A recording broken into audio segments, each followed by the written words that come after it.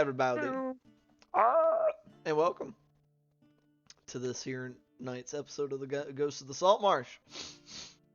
I'm your Dungeon Master, Ian, as it says right below my face. These gentlemen, or not so gentle, these men, these people, these folks surrounding my personage are your players, and my buddies most of the time. There are times where it's not so cordial. That being said, welcome. I'm looking forward to tonight. I don't know why this music is throwing me off so hard right now, but man, it is. Woo! So, before we get started tonight, brief set of announcements. The first of which being, as per usual, that we have finally gotten restarted our new Extra Life campaign, which they are a charitable organization that benefits children's hospitals across the continental North America, meaning the United States and Canada. Specifically, our drive will be benefiting the Children's Hospital of Atlanta. They are currently building a nice new big old hospital to help a bunch of sick and injured kids. So if you click on that link, you can go ahead and donate a little bit, help them out. You could also, get a chance to win some prizes. Currently, of which we have a digital copy of Tasha's College and Everything, a SteelSeries gaming mouse, and a SteelSeries gaming keyboard as prizes. And we are going to be looking at adding some other fun bits and bobs, doodads, and the like. Hopefully, most of them being D&D themed, or not. We'll see when we get there. So just go ahead and click on that link and check that out. Aside from that, the only other big announcement we have is that we will, here on Mondays, not be doing a Ghost of Saltmarsh episode this next week, which is the Monday the 14th of February, as myself and Jakob are going to be away attending a friend's wedding. I think for the moment we're not planning on doing anything in its stead, as it's a Monday, so a bit of an awkward time slot for a lot of folks, especially those that are not here already, in this campaign already. Anyway. So we'll be absent there. There will still, of course, you'll have your D&D from here at Hard Knock Dice for at least some of the week, as we'll still be having we'll still be doing our Across Eberron campaign on both this upcoming Saturday and the next. Actually, I'm sorry, the following Saturday we'll actually be doing a one shot, as Kaushik. Is her birthday is that next Saturday, so she and her boy are going to be off doing fun things for that. But I believe, Jonesy, that you're going to be running. You can be running that one shot. Somebody's going to be running it. Somebody's going to be doing a one shot that Saturday. People will be there. It'll be fun. One shots are always a good time. Yeah. Barnaby, one shot. Barnaby. Who the fuck? Who's Barnaby? Anywho. Oh, the fucking dragon. Yeah. God damn it. Yeah. God fucking damn it. Dragons are cool, I will say. Anywho, that being said, unless anybody else has any other announcements, I know we've got birthdays coming up. I got one.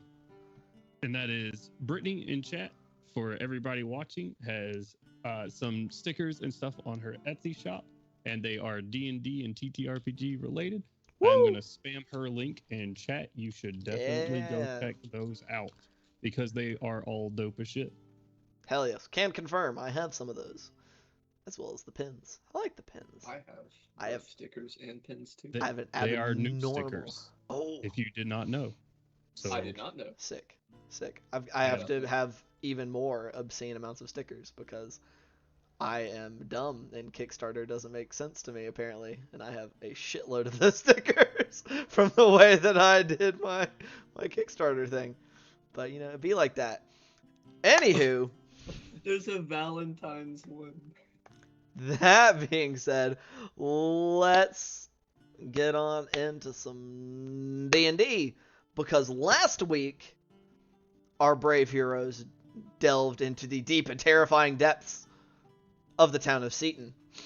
Not particularly scary in all actuality, mostly a mercantile and slightly still fishy, in that so far that they fishing town, having been built up by the crown in their attempt to beef up their coast.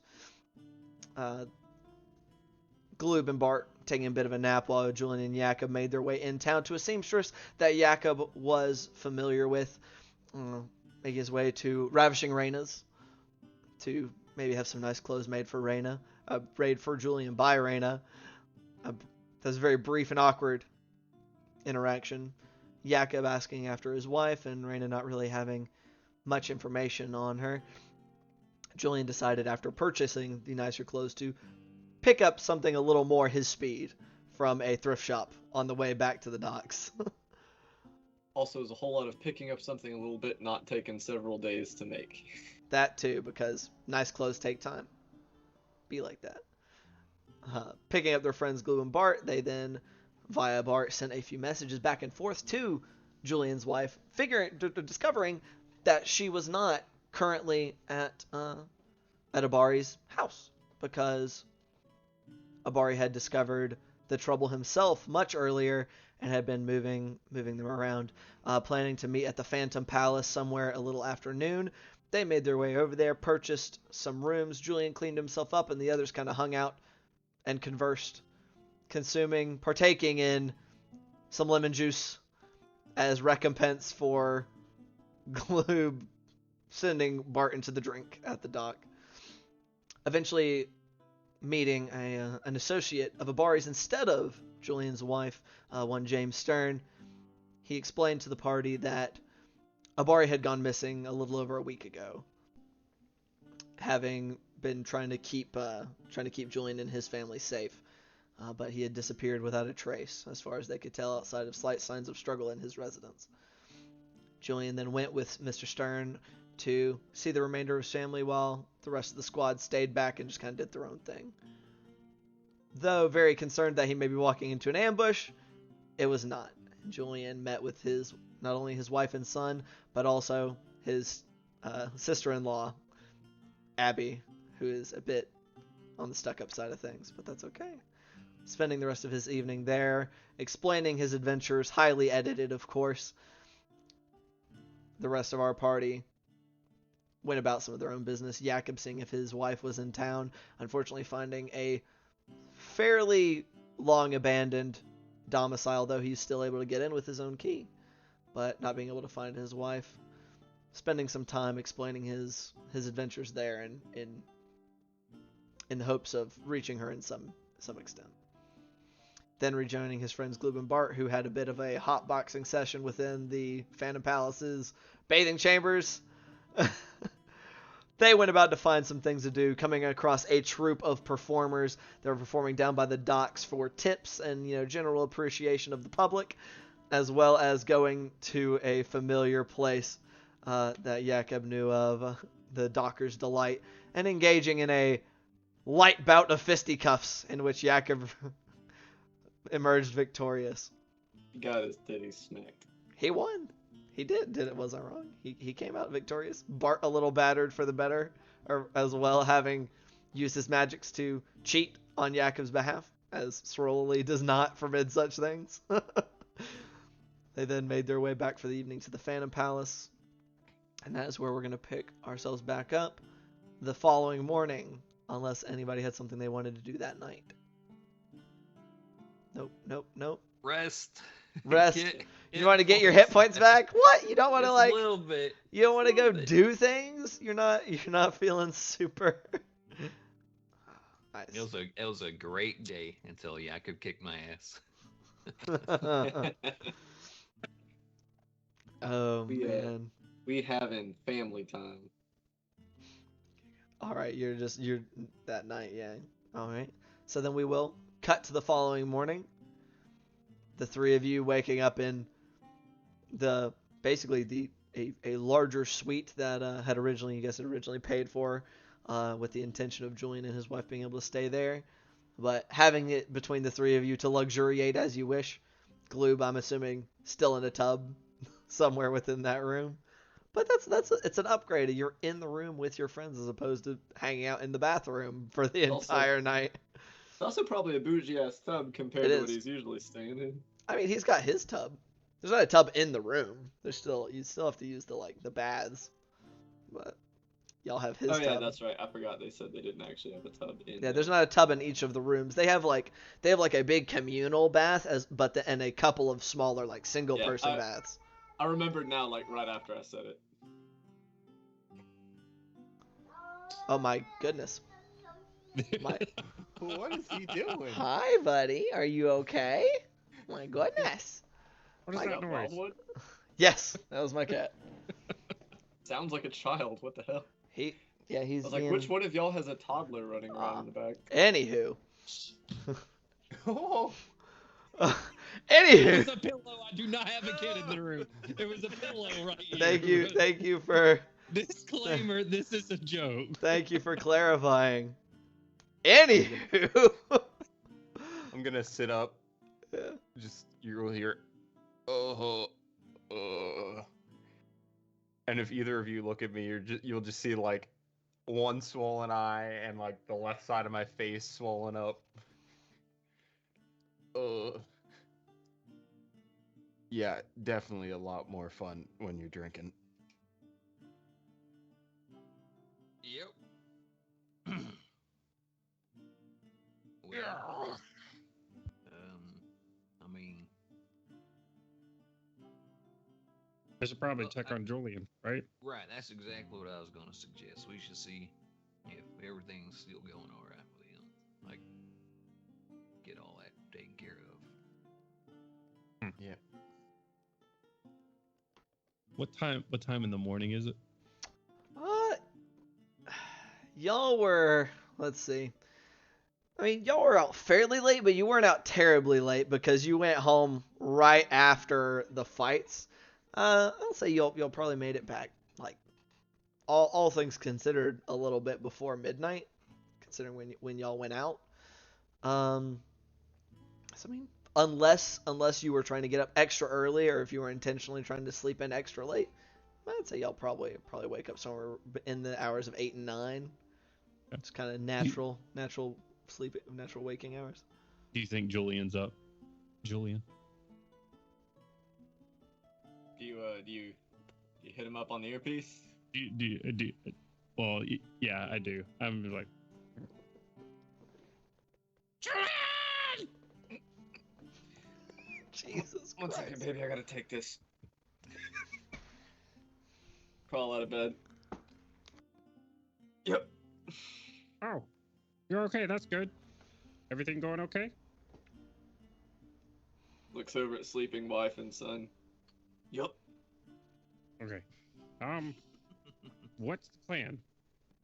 Like, They're gonna be moving again today. I imagine I'll figure out where they're gonna be heading. And then meet back up with y'all.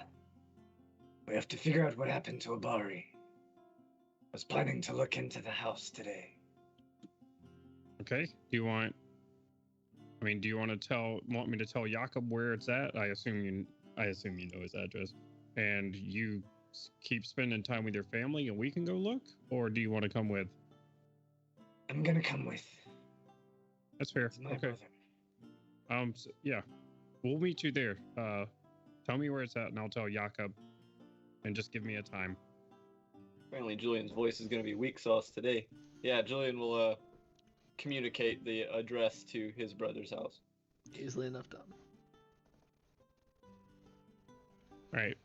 Jakob, do you know where 42 St. Hooker Street is? Yeah. That's where Julian said to meet him at. Kind of gotta write Okay, that down now. 42 St. Shouldn't be Hooker too far Street. from here. Awesome. You spoke it into existence, man. That's facts now. All right. Well, wait, Julian, what time? Are you gonna be staying a while? Do you want to like spend until lunch with them, or you want to go as soon as possible? What's the deal? Looking around the room is I'm gonna be honest, I forgot his name. Habari's bestie. I just said it. James Stern. James Stern. Mhm. Oh, is he in the room? He is there, yes. I'll meet you there shortly. I'm just gonna figure out where they're heading first. And with that, we'll go try to gently awaken Mr. Stern. He's like He's propped up like the closest to the ladder. Y'all came down in like a fold out like canvas chair, kind of leaned back a little bit with his feet propped up on a box. Just kind of nudging. What? Morning. Me and my friends are getting ready to go investigate Abari's residence. Sure, that's a good idea. We're suited for it. Just kind of looks you up and down a little bit. All right. I'm not gonna go with you to the new safe house, because I don't want to be seen leaving it. That's smart, yeah. But to make communication easier, where are you heading? He just Yep. rattles off another street name, like street and building name that's, it's kind of it's on this same section, on this lower section of the market ring, but it's kind of farther up. It actually kind of backtracks a little bit the way y'all came previously, going a little bit deeper in, but still staying in kind of the poorer section, but kind of moving a little closer into Crown Town. We'll reach out to you when it's closer to time to head your way. Same method as before. All right. Okay. If you're trying to look into Abari, I don't know if he ever got in touch with him, but he was trying to look for somebody he could trust to look into things on his behalf. And again, refresh me. Did they say he went missing from his house or from one of the safe houses? From his house. He had been kind of moving to and fro to kind of like keep up appearances and stuff, and do his thing, and, Right. and transfer information and stuff. And James hadn't said that he had been to his house to check, but he had known that had been where Abari was supposed to be that day, and he never heard from him again. Gotcha. I was making sure that in the weeks since, my brain fog hadn't left me misremembering details. You have muted yourself before you started talking again. Gotcha. Good luck, and thanks again. Of course. Good luck to you too. It's no telling if they're still lurking around or not. Just kind of pushes himself up out of the chair. Probably just kind of an awkward, nervous nod, looks back at his family, and away we go. Okay. He kind of leads you back out so that he can re-secure the things that keep this place hidden. Right. Kind of lets you out and kind of glances out into the street a little bit before giving you a nod and stepping back inside. Gonna hood up. Okay. Get a little distance. All right. You heading straight to Abari's place, or are you going to the Phantom Palace to meet up with your friends? Phantom Palace first. You're heading straight to the Phantom. Okay. So there's a little bit of a walk ahead of you to get there from this side of the ring. Gonna be kind of whirligig, zigzaggy. Okay, so that'll add on a little bit more time, but I mean, you're not in a crazy hurry at this time. So while you're making your way, our trio or anything in particular y'all are doing this morning, aside from y'all just kind of hanging out waiting for Julian. Figure we'd go see what kind of breakfast this place has if the food was so good last night. Mhm. But other than that, nothing for Glue. Yeah, for sure. All right. Gonna get some grub. All right, going down there, getting a breakfast for each of you. It's still pretty pricey at about 5 silver a meal for each of you guys. But since breakfast is a little lighter, it's a little cheaper than dinner. With you have like dinner wines and stuff, so they're kind of considered the norm for a classier establishment. So a little cheaper, but still pricey for breakfast. It ain't a continental, that's for sure. Not. But nice hearty helpings of like English muffins, except they're like Keelish muffins here. They're not called English muffins. Got like Keelish muffins and eggs, some like nice eggs Benedict, things like that. But a nice, but not one of those places where it's like, ooh, we're real fancy with really tiny portions. It's still a solid amount of food, but it gets brought out by the unseen servants that y'all have noticed before. You see Alton manning the front as he was wont to do. Not nearly as busy in the morning as he was with an evening manning the bar, but sitting up there keeping the show on things, making sure the unseen servants aren't, going too wild or nothing's getting all messy. All right. Well, yeah. So Very impressively well-made breakfast with a natural 20 for their chef. oh, nice. All right. Very Donovan is on it this morning. What's the total though? Oh, for the love of fuck, dude. High. This is his job. This is what he does. But Weird. at bare minimum, like a 27 with a natural 20, like at least high 20s, almost a 30 probably.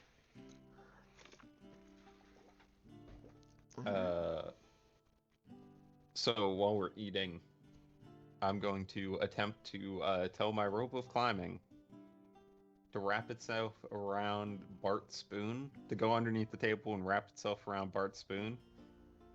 Because it says you can tell it to wrap itself around an object.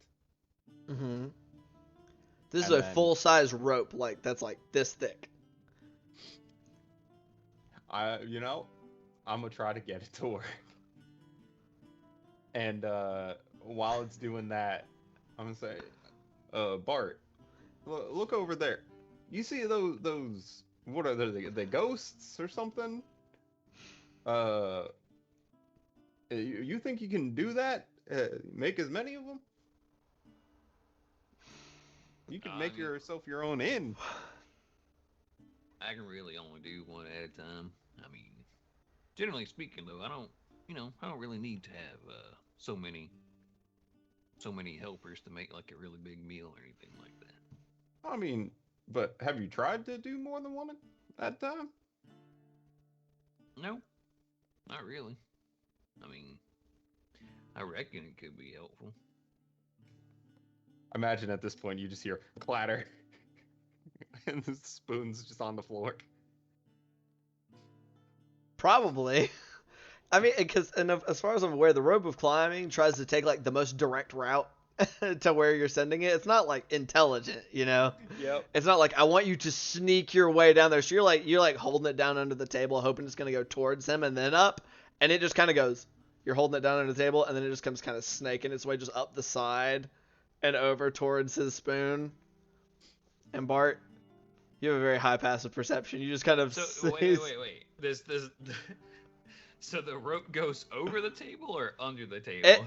He can't reach all the way under the table to below your side, so it takes the most direct path, which is kind of like up over the side towards your spoon. It's just kind of like slowly inching along.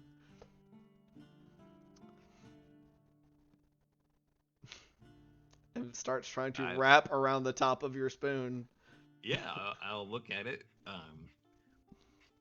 Well, I guess the rope's hungry.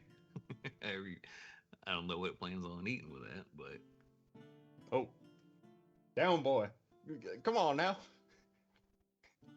Get back here.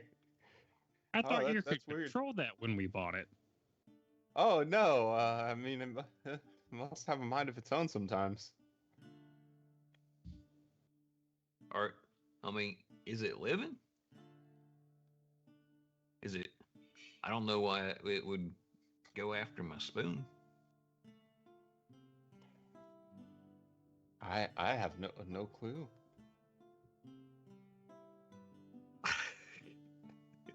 Yeah. Do you have no clue, huh?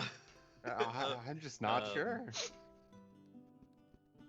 Are you asking for an insight check there, Bart? Yeah, I would guess so. I'll roll my deception at disadvantage. If you So so choose. 14 plus 8. That's a 4. Is that a 4 total or a 4 before your bonuses? That's a 4 total. Ooh, Okay. reliable talent. Soon.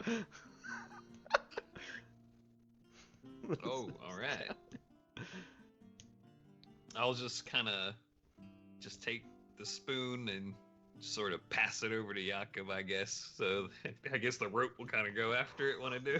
It's on it. It like started okay. like as you were talking and stuff. It just kind of it made like a half twist around it because it's a fucking like inch thick climbing rope, and just kind of is around it technically. It's like just kind of the rope along with it is now wrapped around the spoon. All right. Well, that was something, I guess. Guess we gotta train this thing to not act up.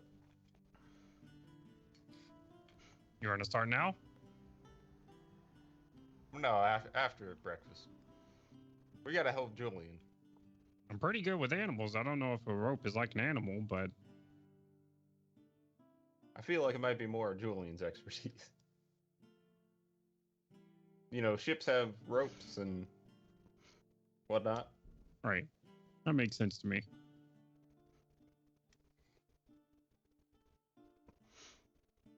Bart, So anyway, Bart is lost in thought because I mean, Jakob does have the the whole haunted thing going on. So Bart's like, is this kid got an imaginary friend in his rope right now? Are we going to name his rope like Rover but with a P, like Roper? Oh God. I might get a little confusing later. If we have to fight against Ropers. Perhaps.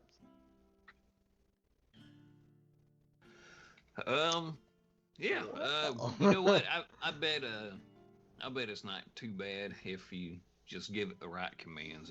It'll act good for sure. Yep. All right. Just kind of concerned eye on Jakob.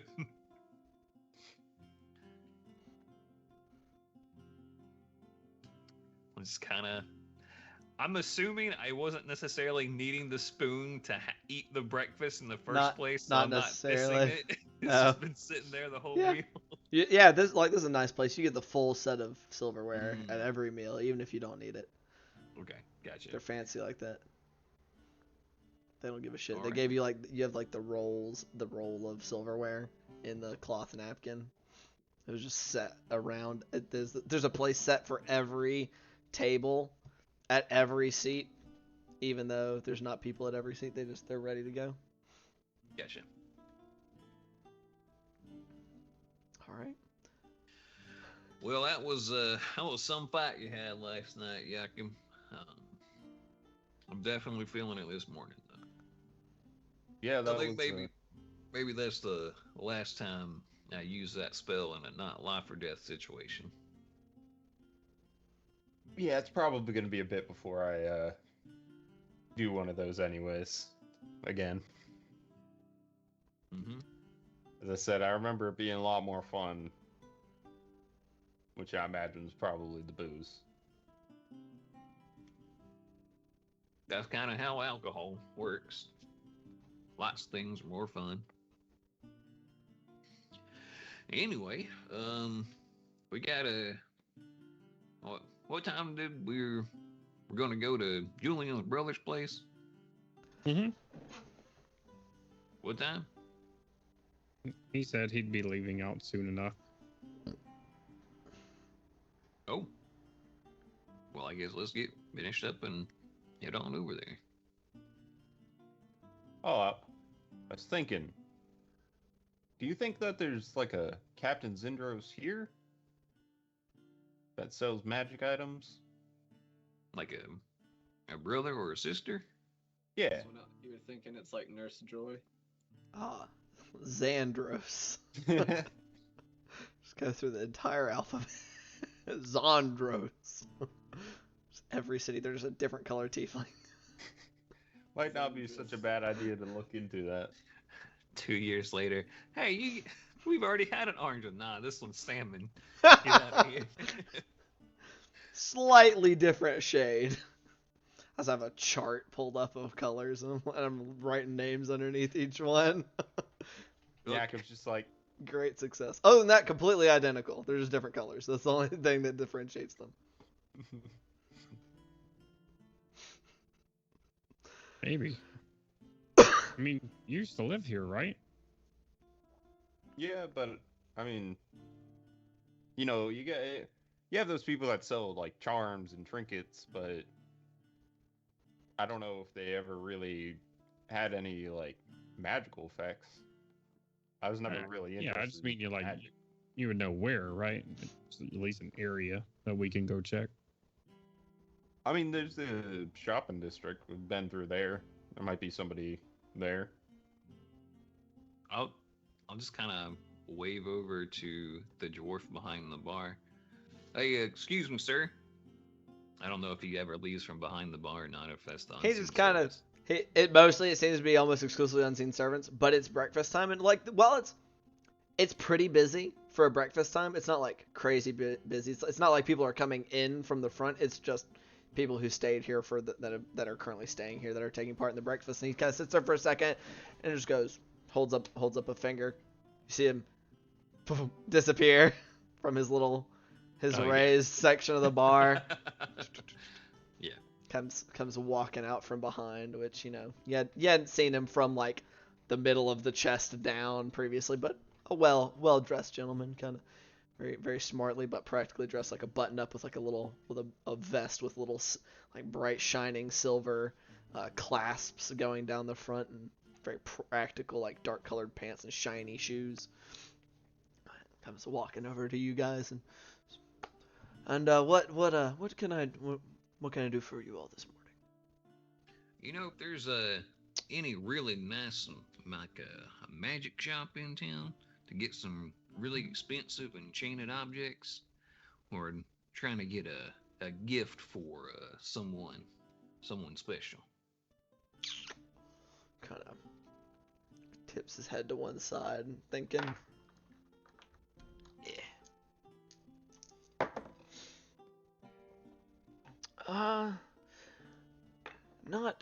Not one shop in particular. I don't think there's any magic item shops, but I think I've heard from some of the traders that come through here that every now and then they're able to sift around through some of the more kind of general storage, or those that deal in like pawn shops and the like. Every now and then they're able to turn up something that's worth a little more than meets the eye, but no dedicated magic shop, I don't believe. The closest you would get are some of those that some like state crown alchemists that are over with the dukes under the duke's tenure, who create potions for the army and the like. Oh, right. Well, I mean, yeah, if you can point us in that direction, that'd be great. They're all over I the place. appreciate it. All Oh, over the all right. place. Yeah, You got you'd have to recommendations? just go throughout the ring. I haven't heard of any that have more than the other. It's kind of a shot in the dark to whether you'll actually find something worth buying. All right. Well, that sounds promising. I appreciate it. Of course. Though, I don't know if any of you are knowledgeable of the arcane, but be careful. Somebody may try to rip you off if you're not careful. So, nods. Yeah. I'm an experienced diplomat. It'll be all right. Looks a little like, okay, but of course. Well, People Good in luck this to world you. are not scared enough of being stabbed. Did you just say that to He's just like, Say it out loud he to the looks table, yes. he looks a little concerned. It's like, that's we're usually not because gonna, the law we're will not, protect them in that case, or at least those who would do the stabbing are afraid of the repercussions that may occur, generally speaking. right. A little bit Yeah. more don't plan severe on- than lying in an exchange of goods. We don't plan on doing any stabbing. Ah, that's good to hear. While I have you here, will you be staying another night, or was it one night only? I have no clue. Maybe we should. We've got a friend in town. We'll ask them. We'll get back to you before we leave for the morning. Very well. That works just fine. Just do. It kind of pulls out like a little pocket watch. Looks at it. Do so in the next few hours, as we.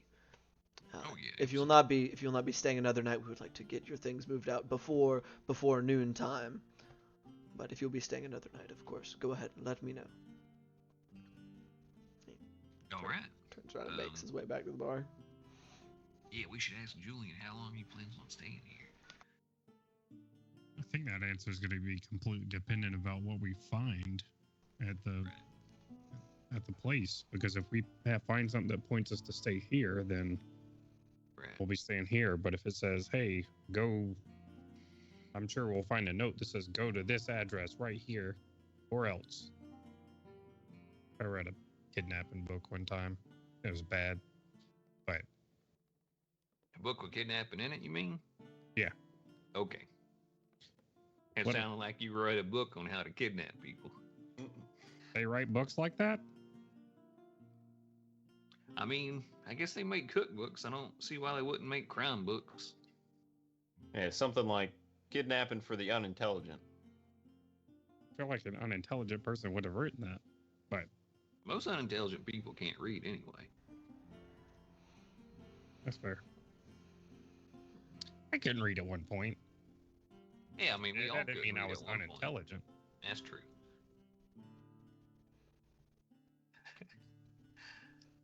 All right. All right. Well, I mean, I guess if we're out, we can. I mean, if there's any books out there, crime or otherwise, we can look into them as well. Yeah, we should look into a bookstore. I know a couple that are around. I give Gloob just the that kind of look like, oh yeah, of course you're gonna want to get some more books there.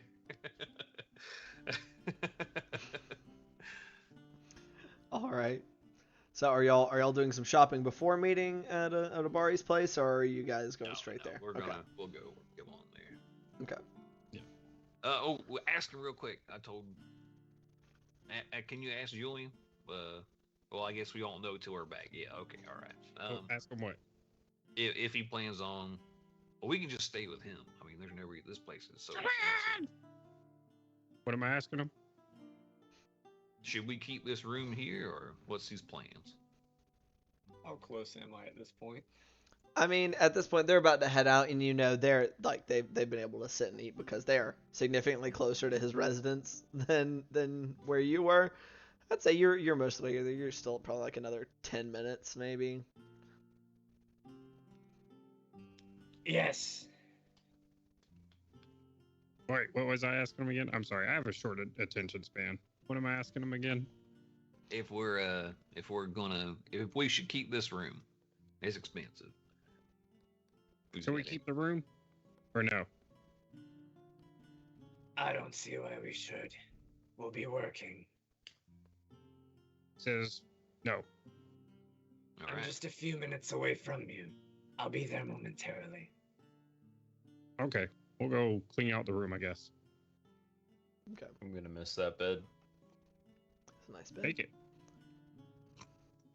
I don't think the beds are complimentary. It'd I be a don't know little what bit that heavy to carry means. around. Just haul a fucking like feather bed out of the door. Yeah, That's no Yaku's sleight just of going, hand, I DM. appreciate it. He just has a pillow underneath one armpit. Like, wait, what? Hey, go back. Goose down. Like, very nice. God damn it. Okay. So I'll say over the next 10 minutes, Julian, you get there as kind of your friends come trooping down, back downstairs with your shit and their own shit collectively. I will sneakily gather extra leftovers from everyone's meal, um, and Okay. and store them in a handkerchief for Julian to consume. Are you trying to actually sneakily do this, or are you just kind of like, "La, la, la, la, la"? I mean, I'll probably roll really bad, but yeah, just for the sake of me being a cheap old guy, you know. 11 total. I mean, you're trying. It's getting in the handkerchief. I mean, you paid for the meal, so it's not like Alton cares. He's a fucking cheapskate. Yeah, he's just like, maybe he's keeping it for a snack for later. It seems reasonable, fiscally responsible of you. All right. Yeah, fiscally responsible in this place. Hey man, it's a nice joint. Were there any like stipulations or like endless biscuits or something like that? No. That they could try it? No. Okay. You never know. It's not Olive Garden. Roll for endless biscuits. No. There's one cook. There's one guy. He's not spending all his time. He's not pulling biscuits out. He's not pulling out frozen biscuits and putting them on the pan and shoving them in the oven like every 3 minutes. International House of Phantoms. It is not a chain. Privately owned and operated. All right. God fucking damn it. Okay. Cleaned up and stuff, all the stuff back in the bag of holding that we need to, and Yeah. all packed up, and just, I guess we'll probably meet Julian at the front door since he said he'd be here. About the time y'all wrap up getting all your shit and letting Alton know that you will not be staying another night. Best of luck to you, and tell all your friends about the Phantom Palace. Those who may be any traveling companions you may know who'll be making it through this way, the finest establishment in all of Seaton. Well worth the money. My friends know about it, so Wonderful. you're welcome. Goddamn. Oh, I didn't even think about this. We can just stay in my house if we need to stay a little bit longer. Yeah, sure. I reckon that can work. Yeah. Sounds good. Logical. All right. Alright, so y'all coming in about that time, y'all are walking towards the door. Julian, you open the door. And there are your friends making their way What out. the hell happened to you? Met a guy. Fought 2 guys at a bar fight. Maybe you pick different people to get in bar fights with. Oh, it was a pretty good fight. Should have been there. I mean, obviously we're busy, but it was pretty good. Glad you had fun, I guess. Yeah, Bart had fun too. Kind of nudge you in the ribs. Are there visible effects to your dual beating? I don't know. Let's I don't know. Good question. Let's see how Bart's magic works. Roll for bruising. Yeah, there are some. It Like kind a of looks banana. like I don't really outright have bruises in the same spots that Jakob might have bruises, but I probably just have weird patches of like slightly pink skin that looks like I slept weird or like drooled on my face for a couple of hours, and there's just like a weird patches of pinkish skin. Yeah, that's it. Interesting. You're muted. Very muted. Well, I didn't take you for the type, but at least you came out better than he did. Oh no, it was the same fight. I was just taking. I got them rings we got ages ago. I got like a spell to where I can take some of the beating that he takes whenever he's fighting, and I thought it would be a good time to use it. It wasn't though. It really wasn't. Oh, so he really got his ass kicked. Right. He Yeah. should have lost really bad. No, I would have been fine. Just needed a little bit of Right. extra help. And Bart explained it to me. It's not cheating because there were no rules. That's right. There were We- no we rules. asked him about so it. let you- I mean, there were rules, just not rules about magic. not Right. not usually a thing that they it's not on their radar for the rule making purposes of that bar. Doesn't have to be cheating to be a bad idea. Anyway, Well, why is it a bad idea? It's just a fun old, fight ring in the bar. you look like you angered a fishwife. Well, I angered a fish husband. Less threatening, I promise. Yeah, I mean that's fair. I probably wouldn't want to meet his wife. She's anything like my wife. Anyway. Bart You will go. refrain from making any type of puns about Julian being a fish husband. God damn it. Wow. Okay. Fish wife a type of Swahagan. Close enough. Wow. Somebody better tell his wife that he said that. Well, I mean, daylight's burning, I She's reckon. not here. Let's get on out there and on the way you can tell me about what all happened.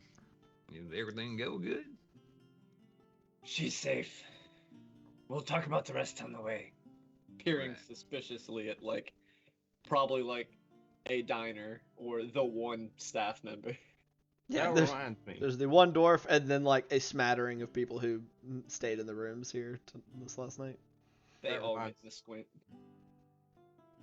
That reminds me, Julian. I'm gonna hush tones, and away from people. So there's there's two places we can offer if your wife needs a place to stay. I mean, I have my house, and nobody's using it right now. But also, if she needs to get out of town, we have the haunted house in Saltmarsh. It's not the best conditions, but I mean, it's better than being in the town that they're looking for. Well, the problem is that both of those locations are associated with us. And I would imagine they're under some form of scrutiny. There's an expectedly elaborate series of safe houses they're moving between at this moment. All right. But Are there a lot of mercenaries in town, or folk who would not shirk at a fighting job if we gave them a fighting job for a few days? let's see what's going on at their house, and then we'll see what we have to do. But perhaps a good thought. Well, my full thought was we try to get a couple of lady mercenaries, and I don't know, I guess maybe if there was another halfling or something in town, and we dress them up in your family's clothes, and we have your friend lead them all around town out in the open so that people still think they're in town while we just sneak on out in a boat. And if they get attacked, then they're mercenaries, and they'll just kill the shit out of them people. I like it. Let's see if there's anything at the house, and then Right. if Oh, there's yeah, nothing absolutely. there, we'll see what our options are as far as that's concerned. All I right. don't know much about mercenaries. I mean, it is kind of funny. We've been getting paid to do all kinds of jobs and fight Swahagan, and we're basically mercenaries ourselves in a lot of ways, but we have no idea how to hire ourselves. You just All kind right. of show up places. Right? I guess they're more like handymen than mercenaries. We just happen to have better skills for dealing with bad guys than carpentry. I think that's basically a mercenary. Yeah. But I can cook, so, and you're good at fishing, so now there's a broad range of skills that we got. Problem solvers. Yeah, there you go. Anyway, Julian is laughing a little bit, in character too. This is a ridiculous fucking conversation. I think that's basically a mercenary. All right. Problem solvers. Anyway, Julian is laughing a little bit like in character too. This is a ridiculous fucking conversation. 'Cause this is a ridiculous fucking conversation. Let's go see what the house looks like. And he will lead the way if everyone's ready to go. While we're walking, I will suggest one final place. Again, quietly and away from people. What about Anders? There's pirates looking for your wife. He doesn't like pirates. He's rich. He's got guards. Still associated with us. Pretty damn safe place. Not much safer than out of sight, though. Sure.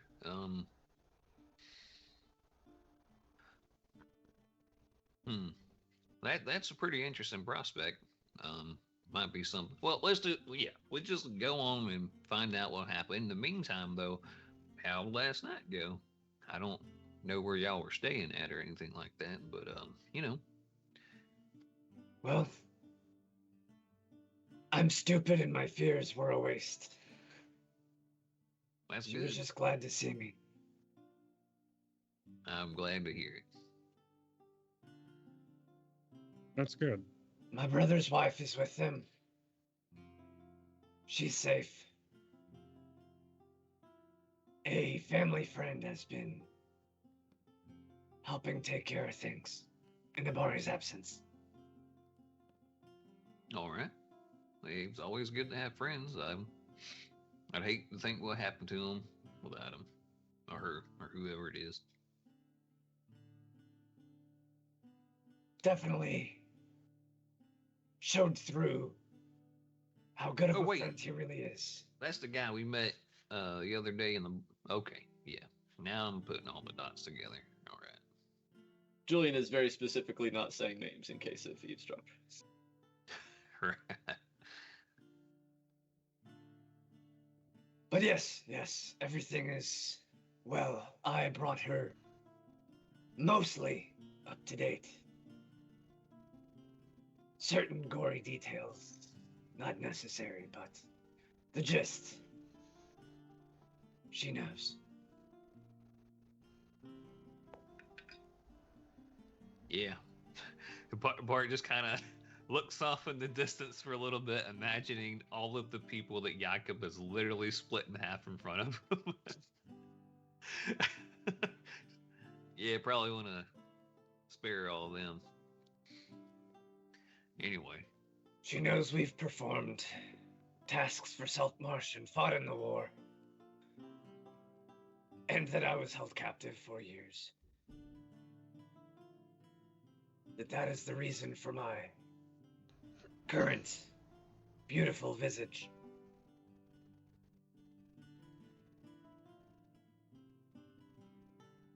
And she knows You look, that I think you look fine. You got a unique look to you. unique is a word. Mm-hmm. Oh, he's handsome. That's I'm why glad I'm everybody, already married, I'll say that. why everybody looks at him when he walks past.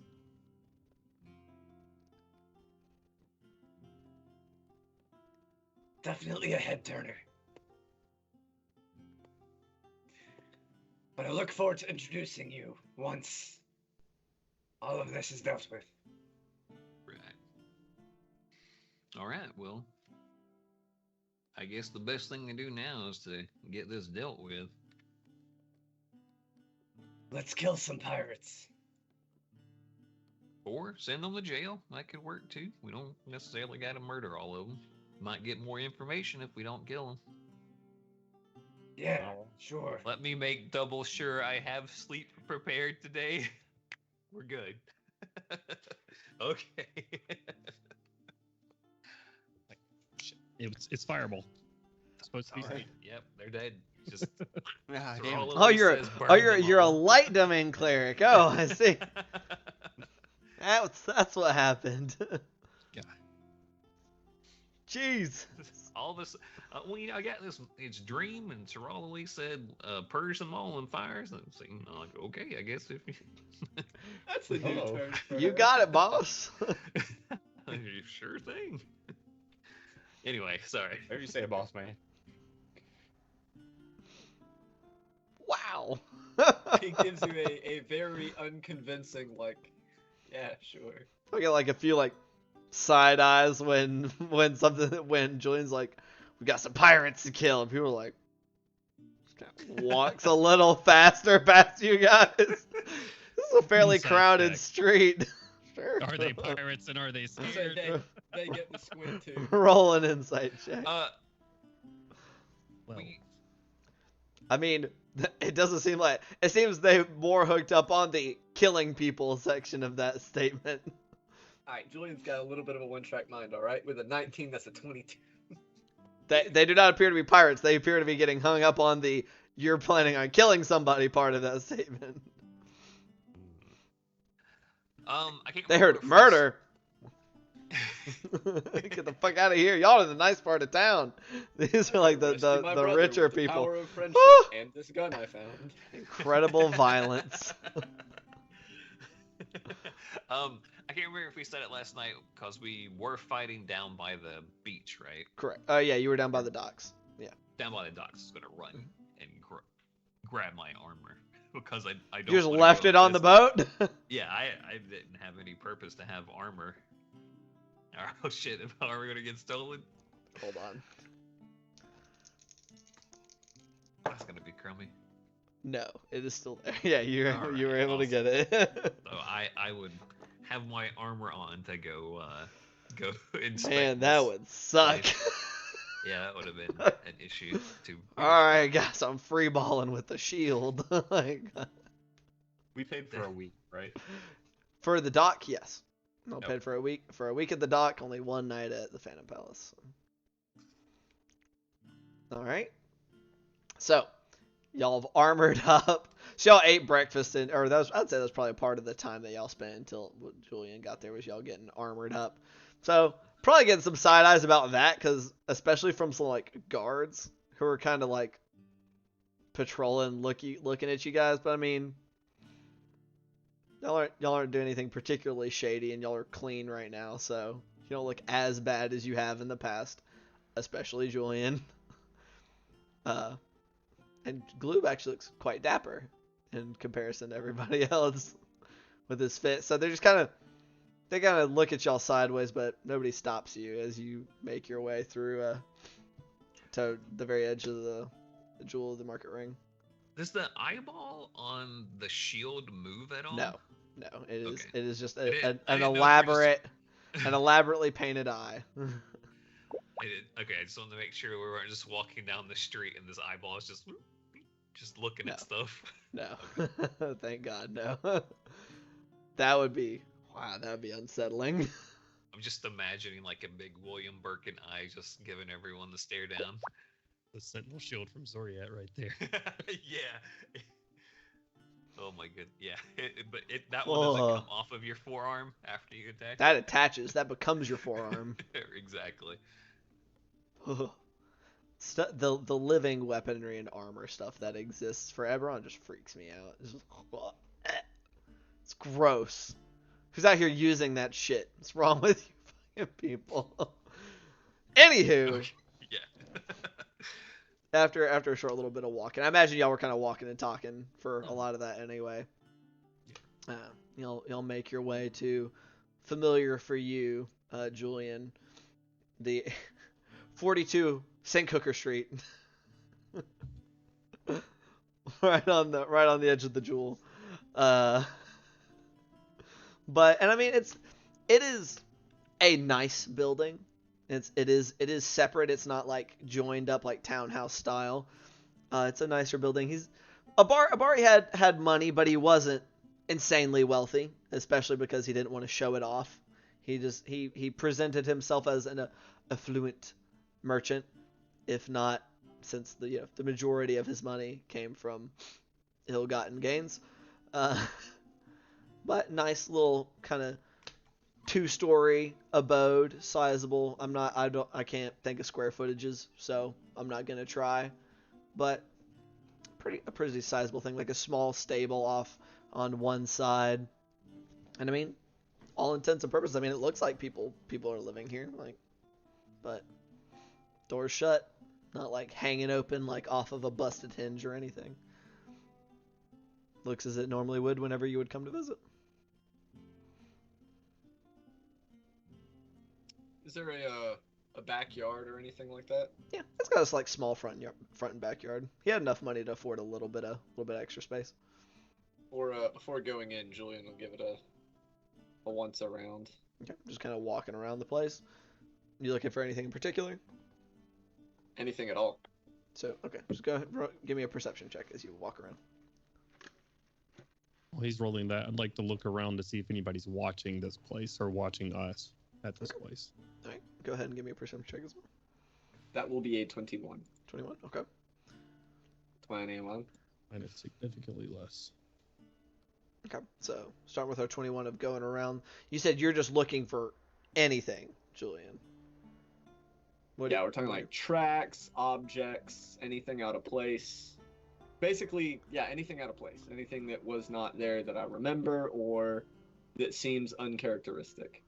I mean, so taking a closer look, it's easier to tell that nobody's been here for at least a little bit. Like they said, Abari's only been MIA for a little, like just over a week, so it hasn't been a crazy amount of time. It looks like there's been a slight buildup of random street detritus within the yard itself as you go around.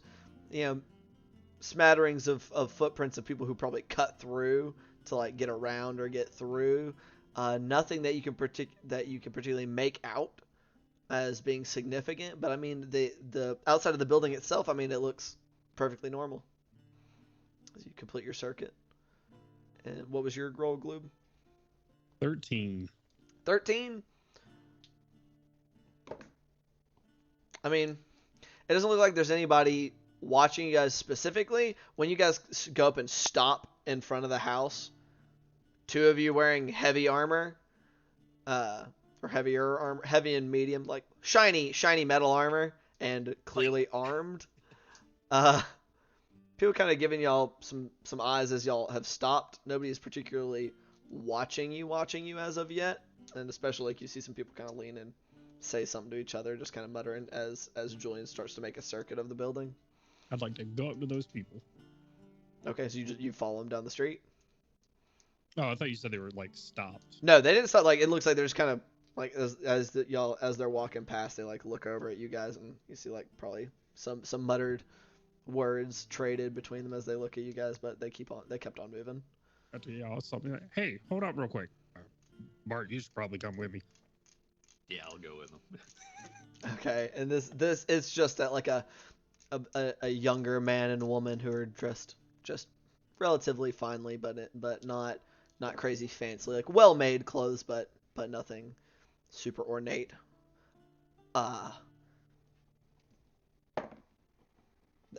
They stop. Just, yes, Hey, can we help you? Looking Yes. over at Jakob and Julian making his way back around the other side of the house. Just a couple of quick questions for you. Do you live around here? We are here for the moment. Coming through. It's a regular stop in trade. Oh, so you don't live here in Seaton.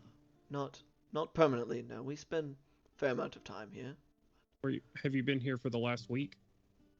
Thereabouts. I've been here for about 2 weeks. Be leaving soon. Have you noticed anything strange here? Specifically in this area? In what manner do you mean? Strange or off-putting? People watching this house?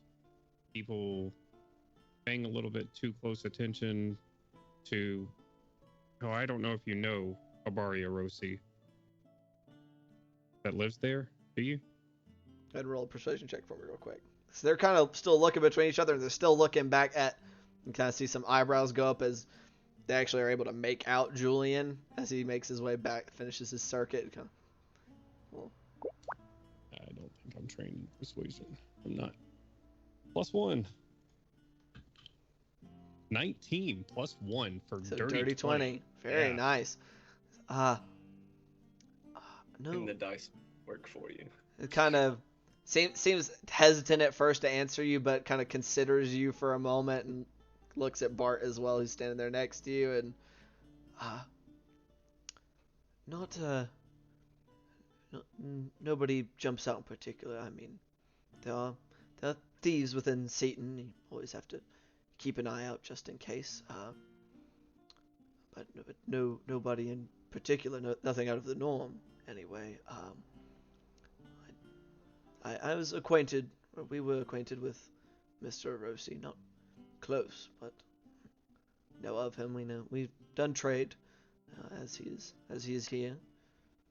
There's pretty wide-reaching connections mercantilely. Why? Okay. We're just looking into some stuff for him. We're family friends.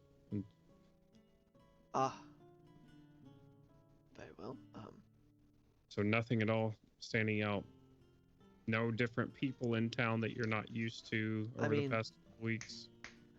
I mean, this Seaton isn't exactly a enormous city, but for this region, it is kind of the trade capital, as it were. So there's a lot of people in and out.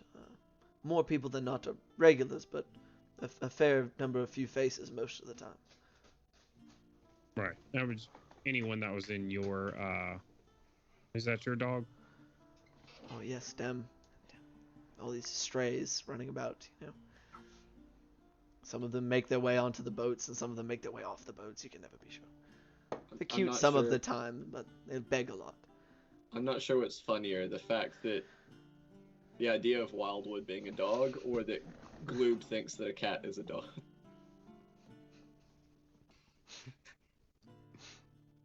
I'm just trying to improv the snapping dog. I'm trying to work it in.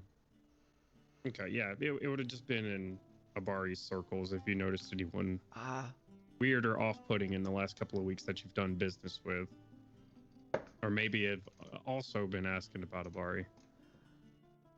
Roll another precision check for me. Shit.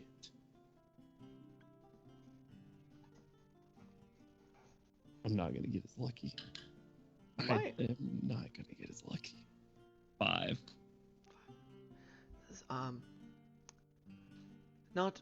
I can't say that I'm, as I said, is more peripherally associated with Mr. Rossi, but not deeply associated with his close friends. So I couldn't say for sure. Thank you. I won't hold you up anymore. Of course. Good luck on your search, whatever that is. Okay. Now it's They both walk of you. away. Julian's gonna check the front door to see if it's locked. Okay. It's locked. Are there windows? Yeah, it's got windows. We're gonna try something a little bit less destructive this time. Sure. They're all covered up right now, curtains pulled, but all of them. There's no cracks anywhere. I mean, there's probably some small cracks, but I mean they're in the such ways as curtains are cracked sometimes. There's gaps. I just got to be able to see inside, is all. Sure. Roll an investigation check for me real quick, because why not? I like making you roll dice. Hey, and because I'm trained, that'll be a 17. Yeah, you have to wander around. You kind of go around a few windows before you find a gap that you can pretty feasibly see through into the house. We're gonna bamf on in there. Yeah, Misty Step. Can you Misty Step through things? It says to a location that you can see. Sure. So I suppose, even if there's an object in the way. Actually, now that I've said that, I want to double check, make sure I'm not cheating. I think it is. But I think that's the phrasing on it. So raw, yeah, you can bamf through windows. I guess as long as it's translucent. An unoccupied space that you can see. Yeah.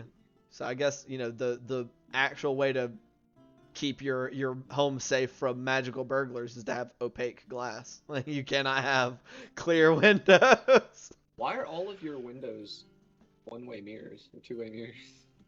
It's crazy. Don't. We'll then go to the front door to let the others in. Note to self: how to cock block in the future, if you are wealthy. Noted. So I'll just see him walk around the corner and then Yeah, just go. open the door. Yeah, you able to walk around. Door opens from the inside.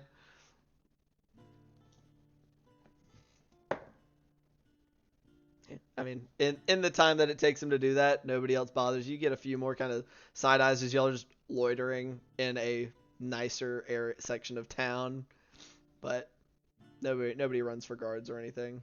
No guards then they pass get while let y'all are in. there. And they get let in. And then you get let in by a hooded shark man. It's much better. So, yeah, I will then begin the exact same kind of anything out of the ordinary investigation, but from the inside. Okay. So if you're actually kind of going through and just looking through the entire house, go ahead and roll another investigation check for me. Oh, that is a nat 20. Oh. Nice. Camera nice. it if you have doubts. No, it's fine. I was gonna bless you, but hey, I I trust guess you. that's not really not blessed, but Emboldened guide bond. you. Or guide. Yeah, there you go. Apparently not. Okay. Nope. So what's that bring your total to? 23. 23? Not bad. I'm trained, Alright. but I've no bonus to it. But that's it. That's So it's it's just only your proficiency proficiency. bonus. Now you know how I feel in your campaign, Cody. Hey. Like, all of the things. All right. So, going through, I mean, we're gonna hold on. Let me change our music here a little bit. What do we? Something a little less. Something a little more. That works. With your natural 20, as you're kind of combing over every section of the house, it looks more or less normal. Maybe a little like it's not used to its like twice weekly like dusting and everything. Like a little bit of The maid service ain't been. yeah. The maid service hasn't been around, so a little bit of dust has begun to gather. Not like a thick layer of any sorts, especially because it's not like people have been going in and out, so you don't have like dander and skin flakes and stuff. So it's still relatively clean. And you're wandering through, taking your time picking through, and for the life of you, you can't. You're not seeing evidence of, like James said, this is probably where he was when he disappeared, and you're starting to doubt that that's the case. When you make it back to kind of one of his back, like a sitting room kind of area, and as a in the same way as you were not privy to all of your brother's safe houses, you also weren't privy to really a lot of his business dealings and how abouts he went about that. You just knew he did. You had assisted It's him safer on not to know. exactly. Like you had assisted him a little bit on some sea things at points in times when he required assistance of people, someone he could trust dearly or things like that. But you weren't privy to any details. And you've been in and out of this house a bajillion times, dozens of times. But as you go into this back sitting area, there's just a little bit of a scuff, and one bookshelf is just kind of slightly out of place. Didn't James say there was a clear sign of struggle? That he had seen you. We'll investigate the scuff mark closely. So it looks like the bookshelf probably isn't where it normally would be. We'll be at this point, and knowing my brother, and be like, oh Jesus, or not Greyhawk Jesus. Start GJ. trying to GJ. Old GJ. We Start- got KJ and GJ. Start trying to. Julian doesn't know much about trapdoors, but he figures there's one here because his brother's a scheming bastard, so he's gonna start trying to figure out how to So move. you start fiddling with the door, and as part of your natural 20, it takes you like a minute, but you realize that it's probably supposed to move easier normally. And as you're able, you probably need to get a little assistance muscle wise from Jakob. But you're able to, and it feels like it was probably normally on a track of some kind, but so you kind of gotta muscle it. And it looks like something had gotten bent, maybe like hopped off of its track. But sure enough, there is a trapdoor where where it had been. Just gonna take a moment to look at the trapdoor and be like, Yeah, that tracks. and we'll see what is beneath yon trapdoor. So you just open it up and go down. I mean, I'll look down first. You look down. Got that good old dark vision. I mean, for this yeah. bullshit reason. You take a look down. It looks like it's a solid like 10 foot or so, kind of like as if he had a secret basement or something along the lines down below his house. But it goes almost straight down and opens up kind of back towards us because the study is on this back side of the house, and so the ladder goes down and opens up back towards the house from where you can see currently. We will manifest a nice close range weapon and hop on down. Okay. Out of curiosity, what weapon? Longsword, since Just that's what longsword? I've been doing before. Sure. All right. So one Eldritch Longsword later, climb your way down those stairs or that ladder, and make your way into a significantly larger room than his safe house. Yeah, I would like to accompany him if he's going to go down into an unknown location.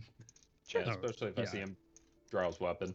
Yeah, and he is like being cautious as he moves forward. He's not just like, and away we go. Yeah. He's not Mario hopping into the pipe. Right. I think we're all just voicing getting ready for whatever may come next with Right, yeah. swords out and following Julian close behind. Right, I just wanted to clarify before we made it any further. Right. Julian just dove head first into that dark tunnel. Oh no. All right, time to roll seven people surprise round. No, I'm joking.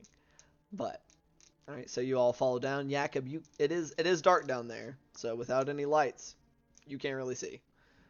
That's fine. Bart, you can't really see either.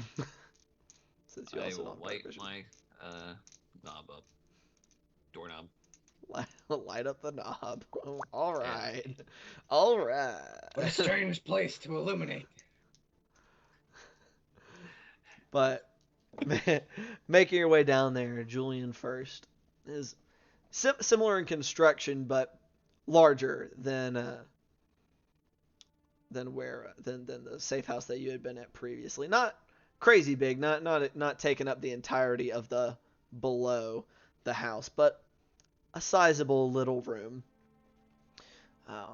Kind of on one wall you have like a like not a filing cabinet exactly, but a cabinet as well as a sizable desk that seems to have a scattering of papers and ink and pens and stuff, some correspondences, you're sure, just laying atop it in a solid wooden chair that's laying into it on a different wall, seeming to have some more boxes and other storage containers and the like.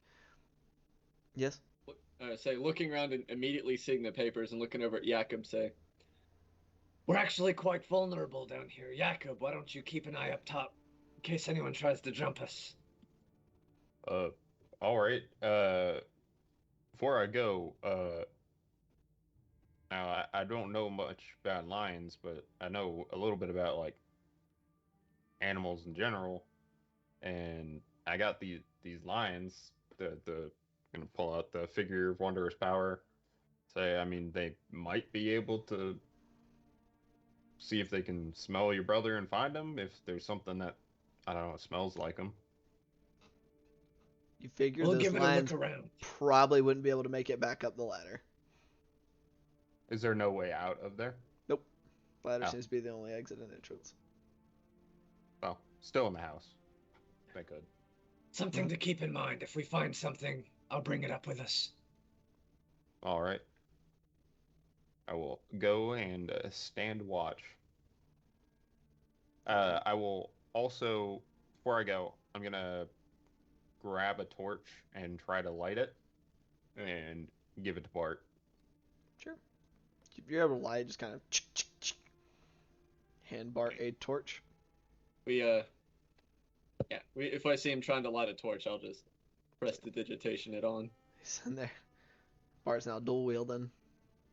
Got the glowing knob and then a flaming torch. Oh shit! I didn't realize you did a knob. I'm sorry. Then never mind on the torch. Okay, sure. So, sitting there, whoa, nice little light bulb on the end.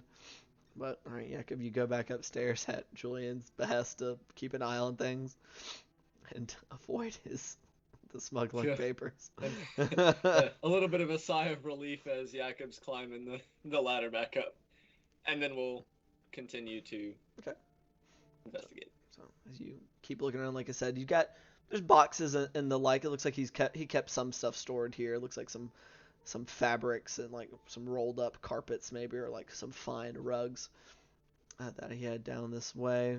Not everything's out in the open, but some smaller containers, like very small. It seems weirdly small, like almost kind of like a little smaller than a bread box, probably about half the size. Some stuff like that, but just kind of a smattering of things. Nothing crazy. Seems to have like a cot tucked away in one corner. Kind of all eventualities. It seemed like maybe while it wasn't a primary use, it could serve as like a kind of panic room if necessary. Things like that. So it's like super obvious that this is being used as a place to like store smuggled goods. This looks oddly familiar, except nicer. Like thinking of where the smugglers were underneath the haunted house. It's like a nicer version of that. You're like, oh, this is what they could have done if they, were smarter and had more money. Joel will just be watching Jakob until his legs disappear up the ladder, and then we'll go and look at the papers. Okay. So I will say, like you said, with your natural 20, we'll just allow this to carry over to down here because natural 20. For the things that you were looking for previously, it definitely seems super obvious to you. There's like there's some boxes that have kind of ended up in the middle of the floor. A few papers that end up on the floor as well, and the chair. Your brother, while very kind of suave and swashbucklery by nature, he was successful in his business because he was good at it. And part of the reason he was good at it is he was very precise and consistent and meticulous. And his chair, like obvious on you, the chair's kind of slid out, kind of at catty corner to the desk itself, and there's stuff just out of place. There's no blood or anything anywhere, but there was something happened here, and obvious to those who were close to Obari, you figure it was probably not anything particularly pleasant. We'll look through the papers and some of the boxes on the floor, see if there's any clues or anything that's not just business related. Okay. Now I want you to roll a secondary investigation check for me. I will aid him with, What does that do? 1d4? No. I'm He's just giving you assisting advantage. you. Yeah. Oh, okay. He's helping you look through stuff. Good. Oh God. 9. Oof. Triple aid him. Yikes. Triple aid. So Maybe I should have given you a D4. Like, instead. I rolled a 5 and I was like, damn, well at least I have advantage. I roll again, it's a 3. I'm like, fuck. yikes. So as you're shuffling through some of these papers, kind of aided by Bart's light that he's kind of casting, and it seems mostly like manifests and lists of like times and places, dead drops that he makes use of, in places like names that seem almost like pseudonyms that he used to refer to contacts and other fellow smugglers. A lot of kind of not crazy complex, but without having a cipher, like a very simple kind of like code that he seems to use to keep things like, it might be obvious he's trying to hide something, but if you don't know what you're looking for, you can't really pin him in. You can't really pin anything on him, kind of deal. That's what you're getting from among the papers. In the boxes, I mean, it looks mostly like standard stuff. You see, there's some spices in there that we might not be super familiar with. Some that are a little rarer. Like I said, you got some cloths and fabrics.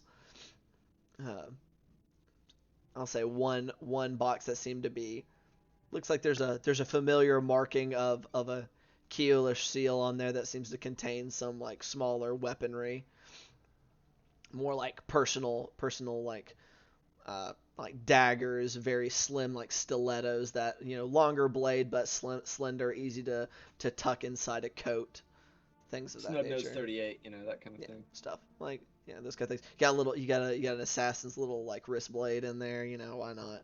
Not really. So don't get any ideas, anybody. But yeah, I'm not gonna take my brother's stuff.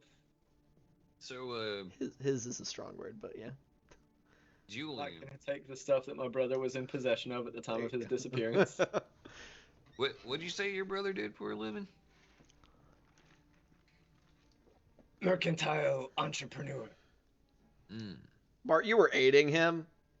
Oh yeah, I yeah. mean, I just so wanted to you were know like what reading he- over his shoulder. Yeah, I just wanted to make sure Yeah. that what was he supposed to be? Like, what was Yeah. his front, his cover? All right. I mean, did you know about this?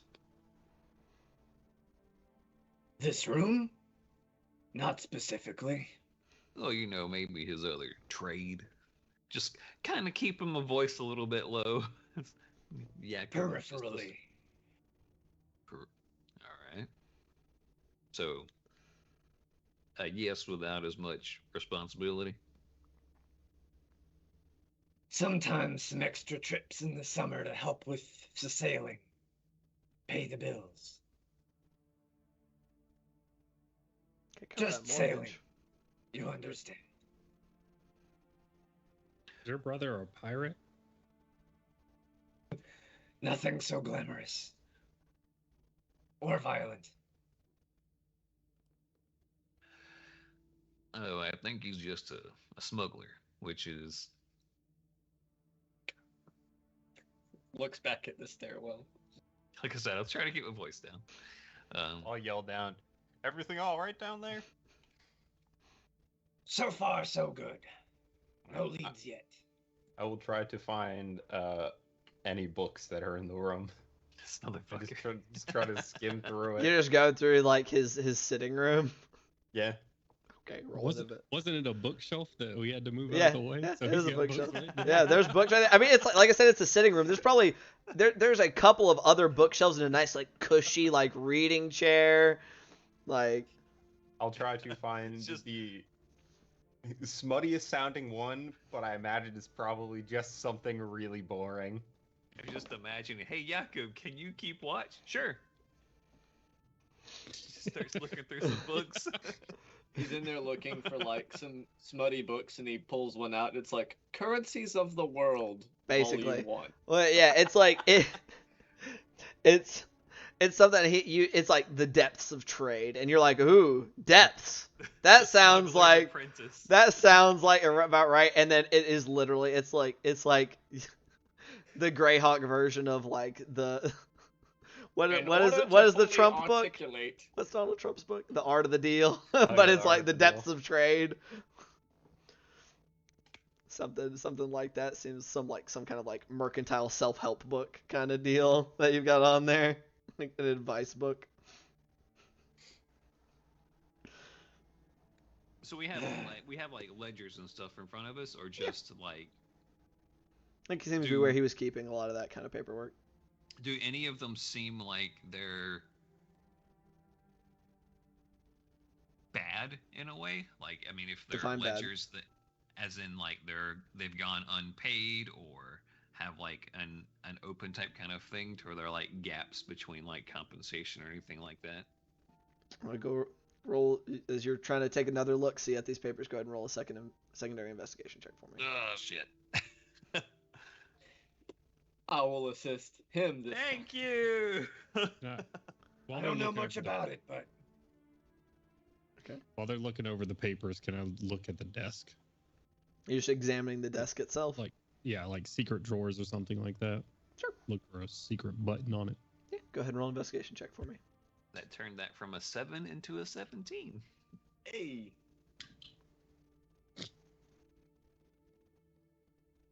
Don't worry about my roll. Don't worry about it. Okay. Blue bumps one of the table legs, and You're a shark like, pit opens up in the middle of the room. ah! With lasers on their heads. Fucking freaking Frickin' laser. Sharks with freaking laser beams. Bart's just over there trying to look at the ledger, and then Julian comes along and like lifts it up at an angle so I can actually read it. Just what was your Appreciate roll on that investigation check? 17. 17. Okay, that's pretty good. I'll say the closest it looks like it would appear that there doesn't seem to be any like gaps in payments. I mean, it looks like he hadn't been like maybe some stuff it kind of fizzled out around 3 weeks ago. It doesn't seem to be as completely filled in. That being said, around that time period is around when he started moving Julian's family around. Right. And figure he may have started neglecting his personal business a little bit. Okay. Like it looks like there are a few in a few places like jotted down like delayed for a month or whatever, like spoke to alias name, arrange for shipment to move straight to somewhere else, Right. that kind of thing. Just trying to make sure that this isn't just like a weird coincidence that he fucked somebody over or something like that, and like, oh well, the pirates didn't get to him; his own job got to him, kind of thing. No, it doesn't. That doesn't appear to be the case. It looks like maybe neglected his usual fastidious nature once he started moving around Julian's family, but nothing odd outside of that. Does it seem like, based on this, we could figure out any pseudonyms that he may have used for himself, or that any of his acquaintances or customers used for him?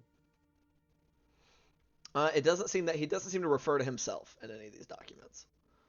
Okay, I didn't know if there were any like letters or things from customers or associates that he was storing or whatever. Not that y'all have seen. And Julian doesn't know of any that he used from his time working with him? No. Like you said, one of those like less you know the better. Right, I didn't know if something got overheard over the years. All right. Julian looks visibly frustrated. All right. Place seems tossed a little bit. He's a neat guy. Wouldn't leave a mess. But I don't see by who. Or any other clues. But we're pretty sure we know who, right? Right. I meant more specifically. I We think know it's who's. time. Go ahead. Yay, internet. I think it's time we message him. Right. Yeah, I can try to get another message going through. Not to Avari. Oh. We need to message Farazal. I mean, yeah, we can send him a message. What exactly do you want to say to him? We got to figure out what we got to do to get Julian's brother back, right? All right. Hopefully Farenzal isn't here yet. If he's being held on to by a crony, we could spring him before Farenzal gets here. If Farenzal being here in the flesh is even a part of the plan, it might be a little bit too much of a hot spot for his personal appearance.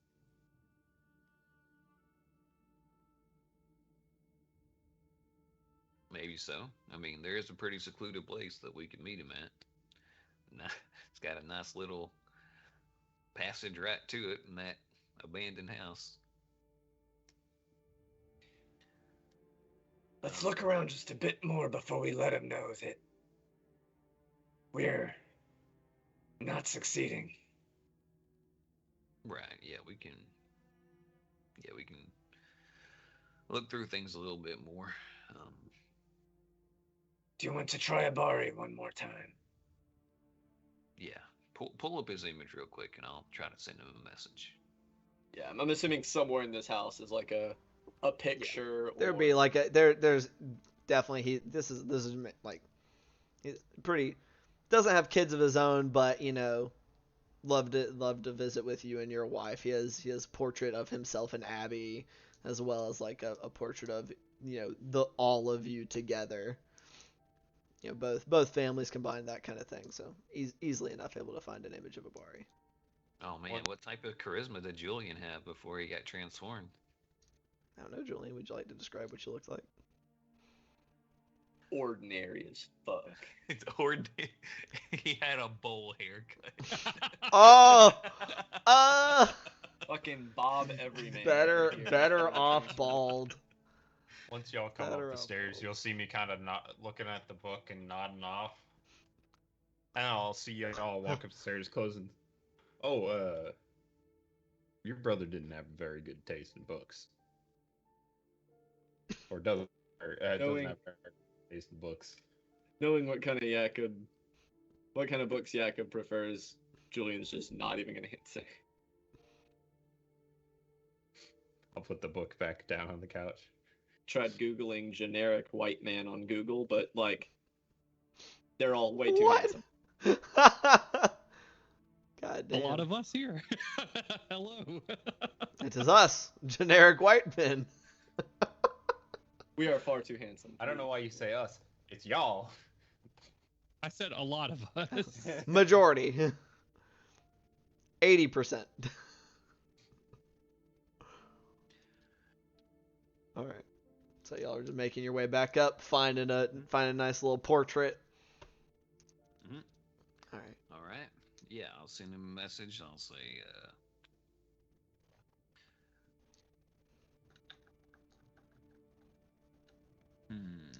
Abari, this is Bart, a friend of your brother's. Where are you? Are you okay? Who took you?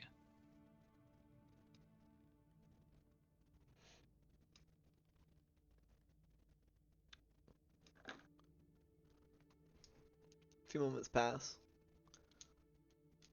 And all you get back is just a jumbled. That's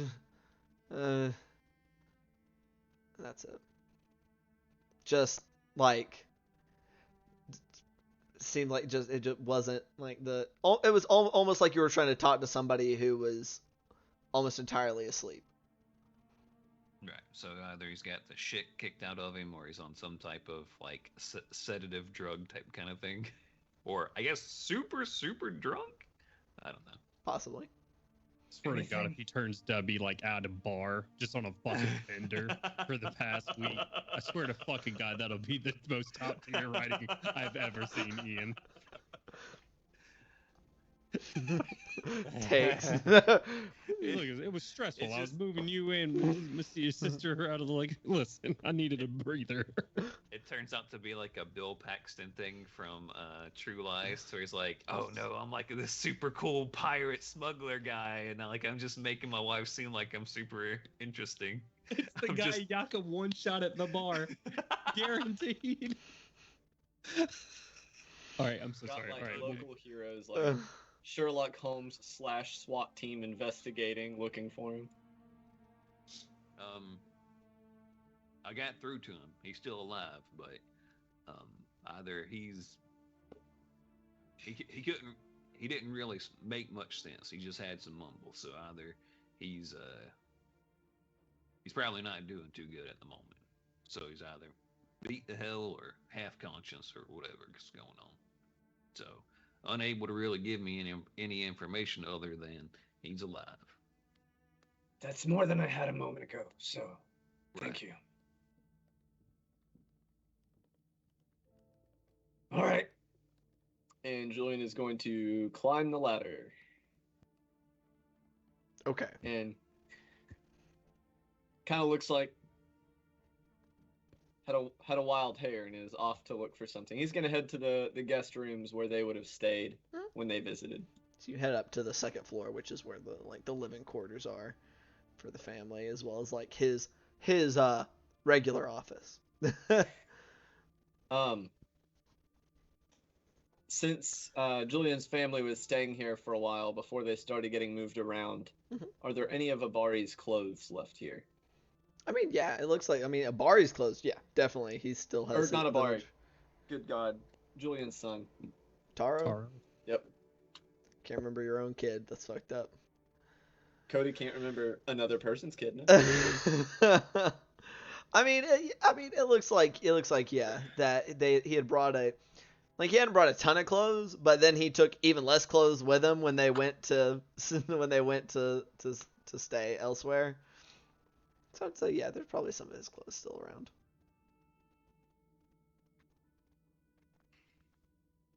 Do Bart and Gloob come to catch up at any point? Oh yeah. I'll get back. I'll go slowly up the ladder. Follow up the ladder, exiting the secret room. You get to the room that Julian's in. He's holding like a pair of pants. Which of these do you think would fit you best? What?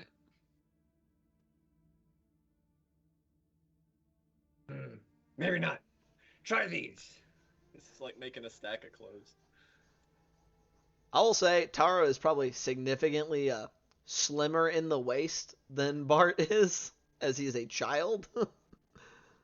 Nothing a good cloak won't fix. Nothing a good cloak will. You're just gonna have to leave like the top of these pants like unbuttoned to fit in them at Yeah, all. Like Slit the sides or something and run a belt through the loops. God damn. Julian, what Yes. what is it your brother did? 'Cause it's a little weird to have, I don't know, secret doors in your house. I'm not accusing him or anything, but I don't know. Most people I know don't have hidden doors in their house. You don't have a safe Really? hiding hole? Yeah, we were talking to some people outside, and they said that they were keeping an eye on us because there were lots of thieves in the area. So it might have just been a place to keep some of his belongings. And That a makes prosperous merchant, you know. Don't want anything happening to your important paperwork. Anyway, Rapidly trying to change the topic back.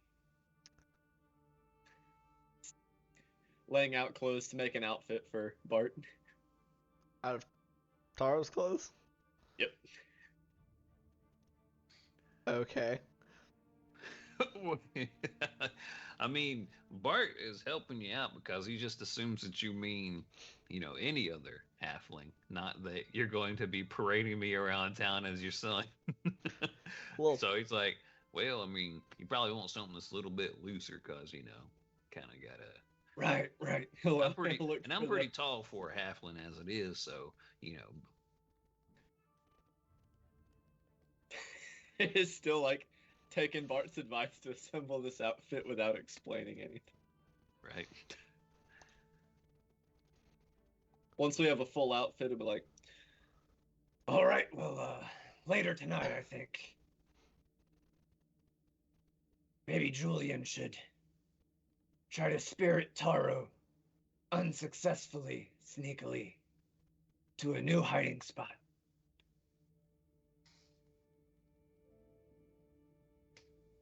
All right. Son, and place a hand on Bart's Oh, shoulder. okay. Oh, that's weird. Do you want to check his bedroom and stuff, see if anything's in there? Had we not already? No. I thought that was the initial Nat 20 was searching the rest of the house. yeah, you searched the whole house, but I mean, you came across that led down to there. I mean, nothing. I mean, like, it was more of a tertiary search for like general Gotcha. goings on. You would to search a specific room would require a little extra. Gotcha. Yeah, if there's any unexplored sections, we would totally like inch by inch this house before we are done. Okay. But we'll put that bookshelf back though. Okay. Kind of get it back on its runner a little bit. So it's still not. It's not quite the exact way it's supposed to be, but general public wouldn't notice anything was amiss. But yeah, if you Before want we slide it back, can I I want to pluck a feather from my armor, one of the black feathers, and I want to put it under the bookshelf when we slide it back. Okay. Okay. Is the intent that you're wanting it to be there so that if you guys came back and you shifted the bookshelf and it was gone, Or that moved in any way. yeah, I'll put it that with would- the quill facing towards down the stairs. Put it behind the bookshelf. That way, if it gets moved, it'll fall. Then you'll know it was moved for sure. Smart. I'll do that. Okay. Get an impressed glance from Julian. Alrighty. Easy enough to do. Alright. Julian, just roll one more investigation check for me, just to kind of closely examine like his normal office. And I will guide him because I'm not looking through his kid stuff. And I am aiding him. All of the bonuses Sure. funneled into Julie. And All right, say well- at the door, "You're doing great, sweetie. Keep it up." Morale glad- bonus. Glad for all these things. That will be a 16. Inspiration. all right. Anything in particular that you're searching for? Anything that shouldn't be there or should be there that isn't. More hiding spots, signs of a struggle, anything left behind by people that shouldn't have been here, hidden notes left by my family, that kind of thing. All right. With a 16, nothing seems to be particularly out of place. It looks like where they got him was where they got him, where they found him as they located him downstairs. And going through his study, you find his more normal ledgers, his merchant ledgers, and things that are not using aliases and things and don't involve any dead drops, but purely meeting like such and so is coming in on this day of this month, bringing this cargo. Will be selling to him, plan to sell him this cargo for this price on his way to this port in this city, and just like a lot more of much more mind-numbing and less exciting ledgers and regular correspondences. In this place, he does have letters coming to himself and from others, like a couple that look like they were unmailed. But with a 16, not finding any other hidden compartments or anything out of the ordinary. Seemingly like he just has, almost like he could come back later today. Well, I don't see anything. Well, I mean, Oh. go ahead. well, I'm just kind of thinking. I don't really know where to go from here. So maybe if we're seen tonight, we can get some information from there. Bart just kind of seems a little disappointed by the idea, but isn't protesting at all. He's just kind of petting his beard. Just like, oh man. I don't want to shave. Yeah, basically like that was a good time we had. I haven't shaved my face in 30 years.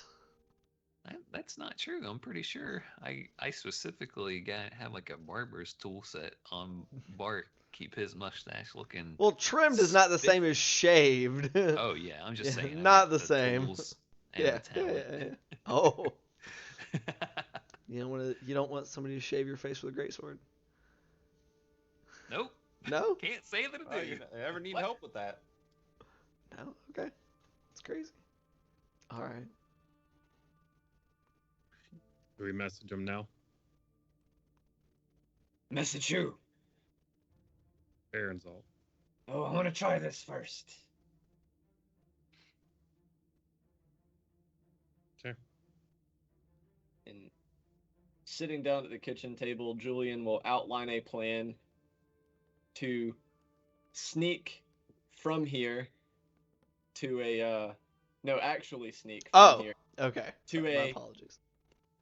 another location like a warehouse or something that could have been a safe house, and then sneak with his son to another safe house. Okay. All right. As you guys are sitting down and planning this out, that's where we're going to go ahead and take a break for tonight. Thank you guys so much for being with us so far. Anybody who's been hanging out in the stream, thank y'all. We'll be right back here shortly. I know it's terribly exciting intrigue. What's going on? Where is he? Who knows? Will Jakob ever realize that Julian's brother is a smuggler? Find out later this evening on Goes to Saltmarsh. We're back here in about 10 to 15. Just going to grab a quick bio break, stand up, walk around, refresh drinks. So don't go anywhere. We'll be right back. Bye. And welcome back, everybody, as I accidentally slid my desktop volume to max for a second there. Whoops. Hello. Welcome to our continuation of this here Gosm of Saltmarsh champagne. The Gosm of Saltmarsh. Yeah, I said what I said. Don't fuck with me. You leave me alone. As we continue on from our early, that is not the music I was hoping for. I'll change it in a second. As we return for some more stuff. Probably, maybe, I don't know. They might just, dick off for an hour and a half. It's possible. It's happened before. Not really, actually, thing I think of. But first half of this session, our brave heroes had breakfast and met back up with each other at the Phantom Palace before heading off to Abari Arosi's residence, Julian Arosi's brother, who they had recently discovered has gone missing. Getting their way inside and taking a look around, Julian was able to quickly locate a secret basement entrance.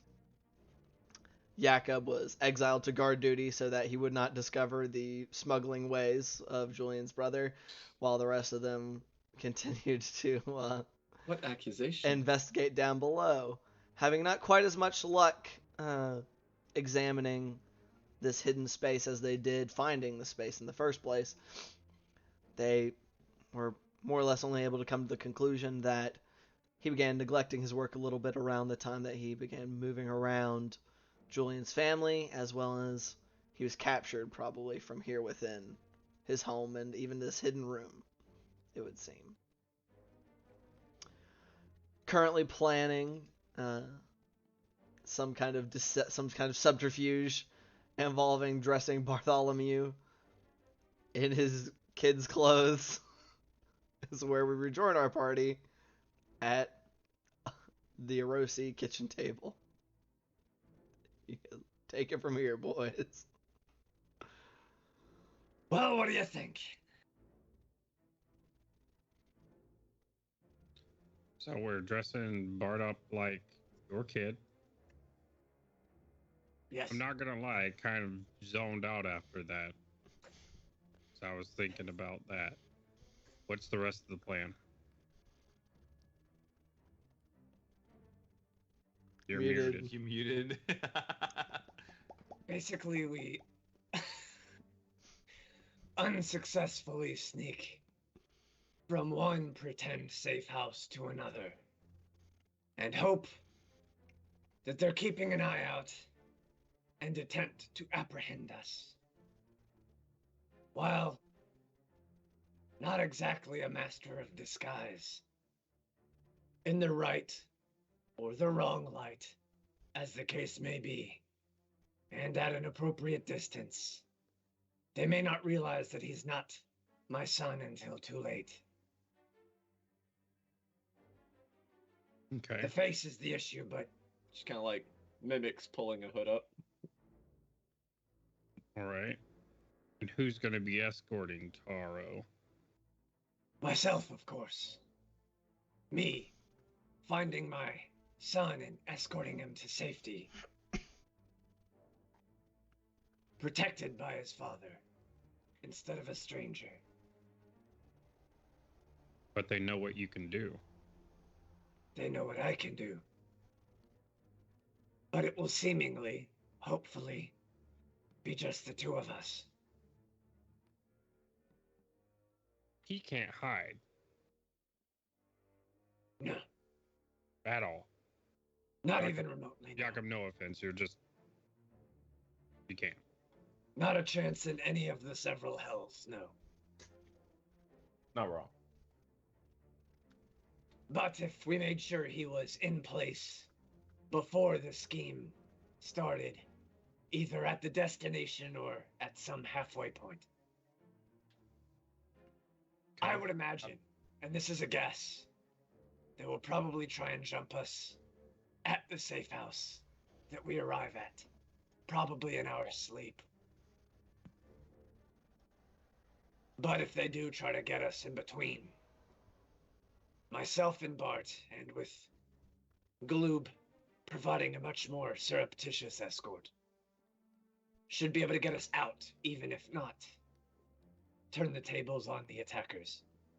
Wouldn't it make more sense for me to? I mean, I'm a pretty burly person. I can pretend to be a bodyguard. I can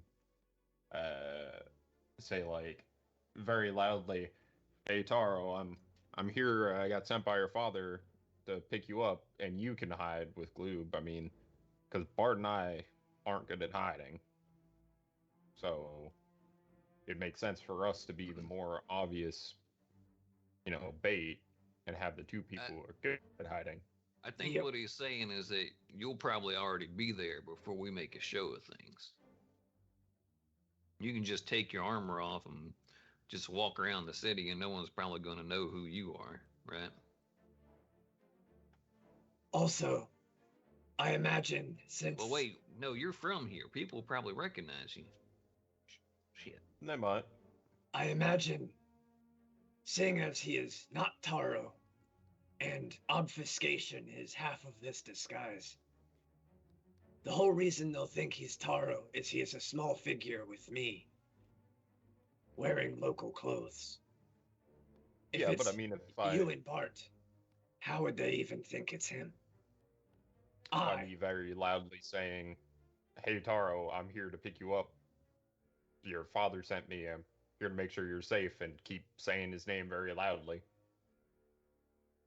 That might be a bit too obvious. Whereas I am extremely recognizable.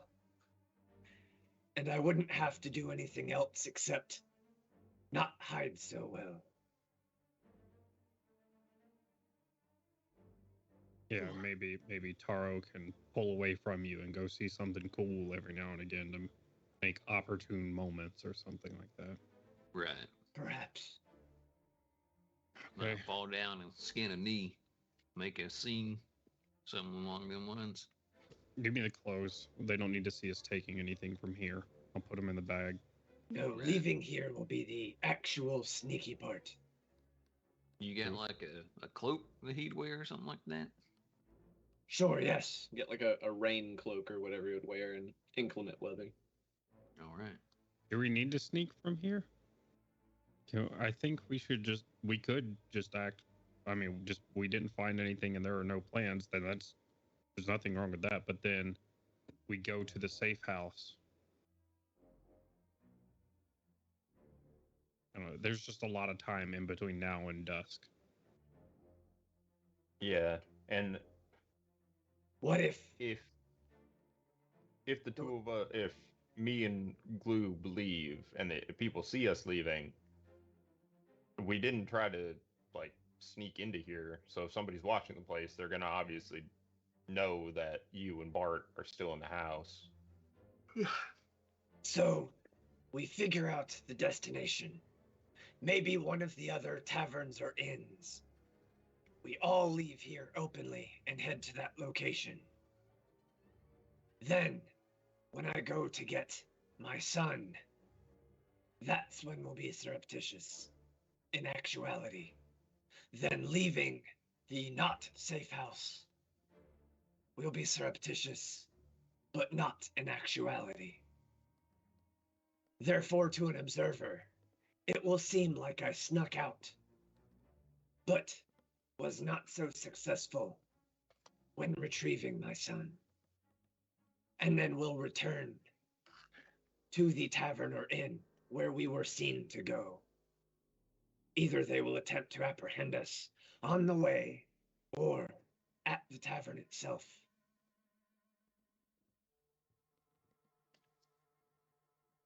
All right. It's the best I got. My thing is, and I think it's a good plan. We might be able to bait someone out with it. But they haven't made any attempts, as far as I know at least, on your wife and son so far. And I know they've been sneaky, but It was actually very impressive. I mean, do we know that they're still looking for your wife and kid? They might just have your brother and go, okay, that's enough. Maybe. But I figure this is worth a shot.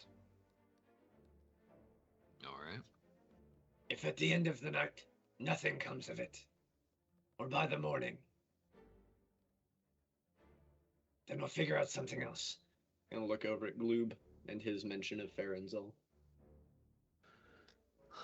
I mean, should we try to contact Farenzol first, or? I would imagine not.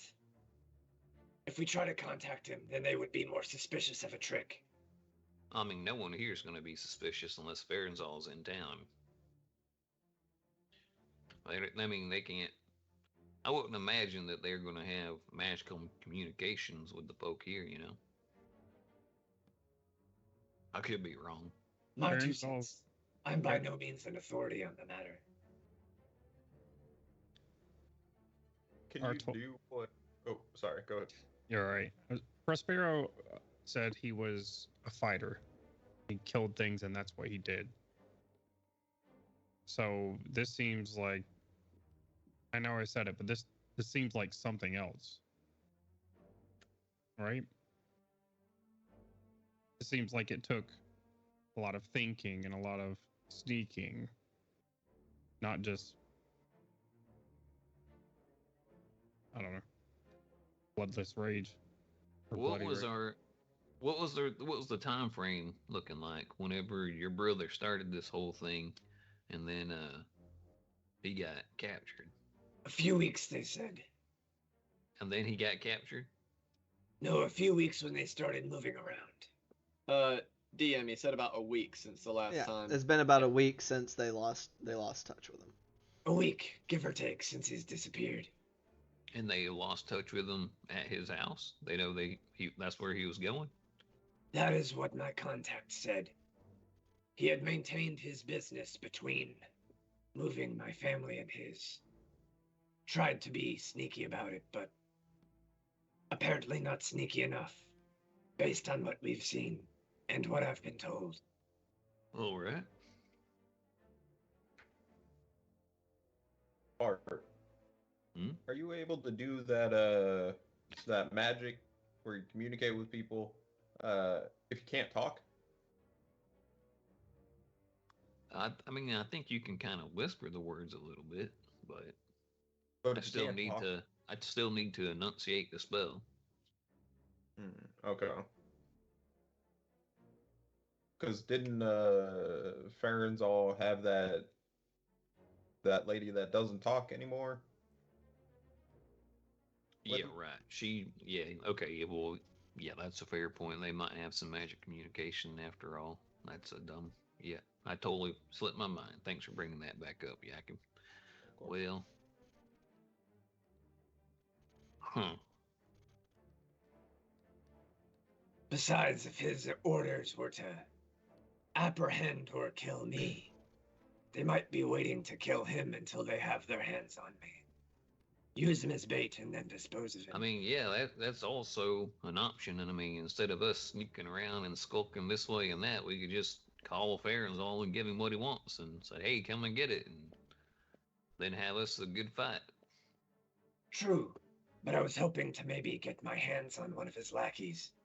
Then we can get the jump on them. If we know where they're at or where he's reporting to.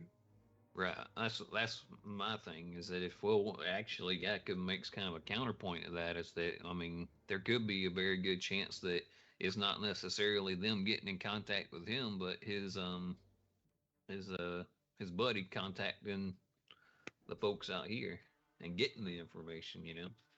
True. I'm just loath to give up any element of surprise we may still have.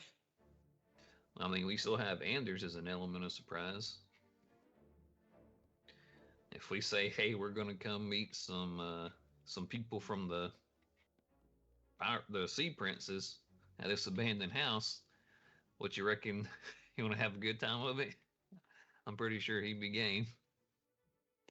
Indeed. But I'd also just as soon cut their throats without them ever realizing we were onto them. I find it the chances that we're going to get to Farenzal without having to sail there somehow is going to be probably pretty slim. And that's assuming that Farenzal has them. I mean, that guy said the man in Saltmarsh said that Farenzal was going to be applying pressure. Or I don't remember his exact words. It was to the tune of Farenzal's last instructions were to acquire leverage against me. That's right. To get some leverage on you. But I'd rather they not know that we knew where they are or who they are. No, We're Julian. putting ourselves in a point of... We're losing some leverage and power of our own if we let them know that we know what's going on. Well, I mean, I gotta be honest with you. They only want leverage on you because, you know, that doctor and all that stuff. But they don't need any leverage if we just go take care of that guy, right? Farenzal's of the faction that wanted the doctor. Also, without the doctor, I don't know what safety my brother would be in. If the doctor's dead and they no longer need me, they could just as easily dispose of him. Right. That's fair. Well, we could always talk to our contact and have them sweeten the deal to get your brother back. I guess they got leverage on you one way or another. You don't seem to like the idea of trying to capture one of them. I absolutely think that we should try to capture all of these people. I just feel like the more complex this gets, the more people it probably puts in danger, right? Here is my perspective in summary. Right now, they believe themselves to be the hunters and we the hunted. I would like to turn the tables, but without them realizing the tables have been turned. Let them think we are still creeping around, trying to hide from them, without realizing they're in our sights. That is my input. Right. Yeah. I mean, I get that, but I mean, say we even capture this guy who's looking for, you know, your family, and what do you think the chances are that he knows where your brother's at, or that he knows where Farenzal's at? 50-50. Honestly, I don't care where Farenzal's at right this moment. If he says, we've got your brother holed up in a warehouse with 12 guards, and they're on the lookout for you, we can show up at the warehouse, kill them all, get my brother back, deal with the Farenzal situation after. Do you think he's still in Seaton? I would imagine. If they want to I mean, use him as bait, he would need to be nearby. Like they said, for leverage, not for bait. One and the same in this situation. Not unless they want you to do something. They want me to come to them. Why would he stay in town then? So that I would come after him.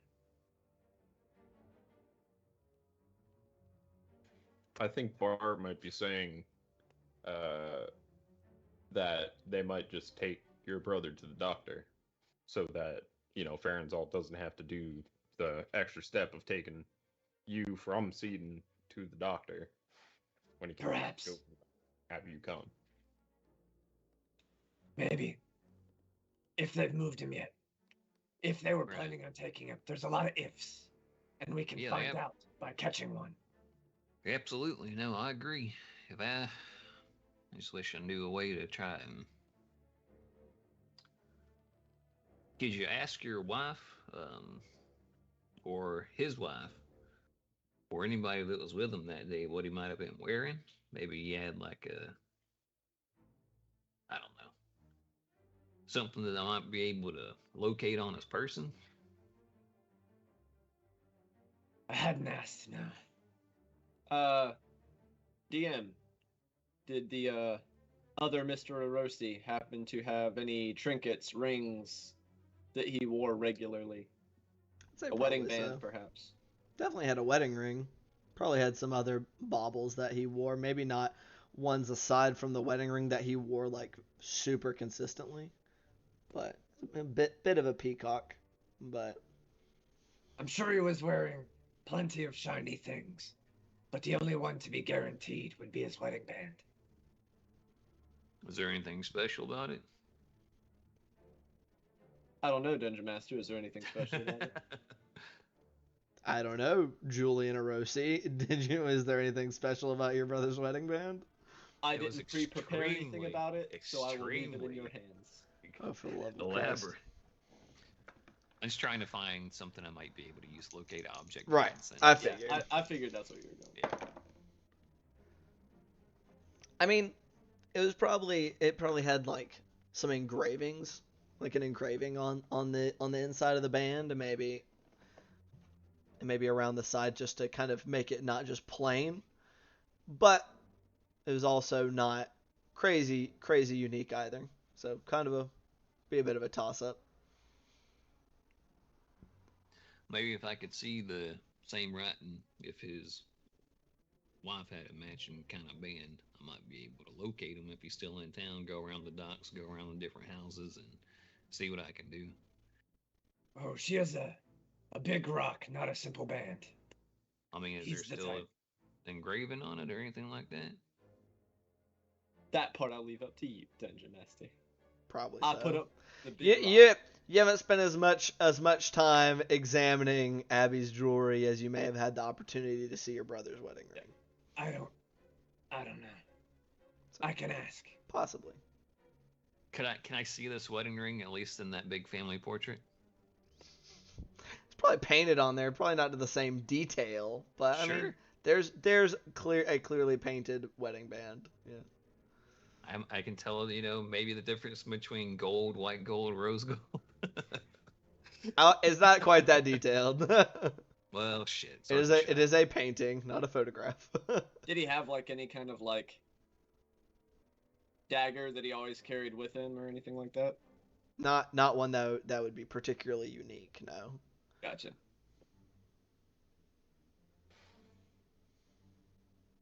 I got nothing. All right. You can always try. Yeah, It's I up mean, to you. it's worth a shot. It's something I could do, for the rest of the day or something like that until we decided to make me a little boy, I guess. I don't like the way that sounds. I surely don't say want it. to shave. Me neither. Anyway.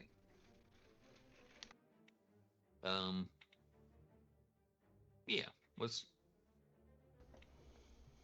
I guess let's check that wedding ring. Or you got any other ideas?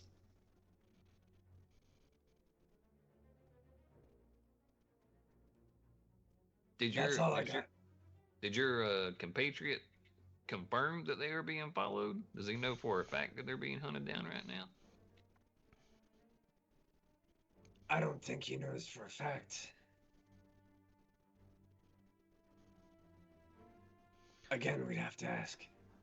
Julian, James did tell you that they had been associates slash employees of Oh yeah, your talking about brother the and stuff with the co. other people. Yeah. Had been going Yeah. missing, Yeah. and that hadn't stopped.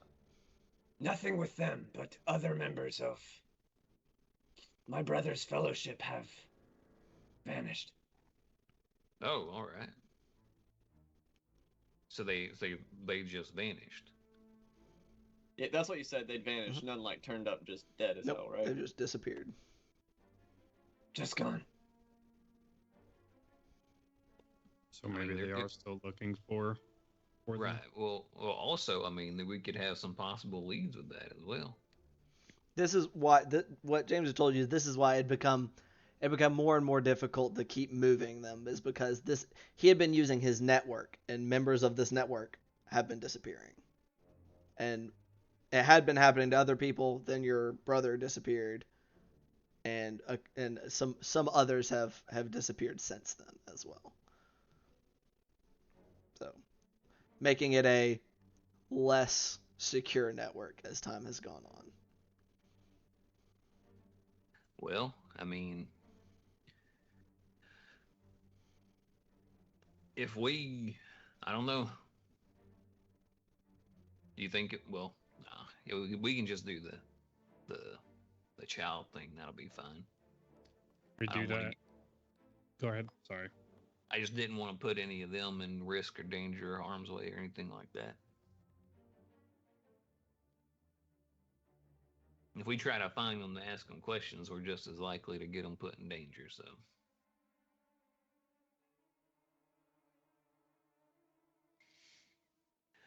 So we do that, and then we get your family out of here. Yes. Not exactly sure where they'll go yet, but away from the coast.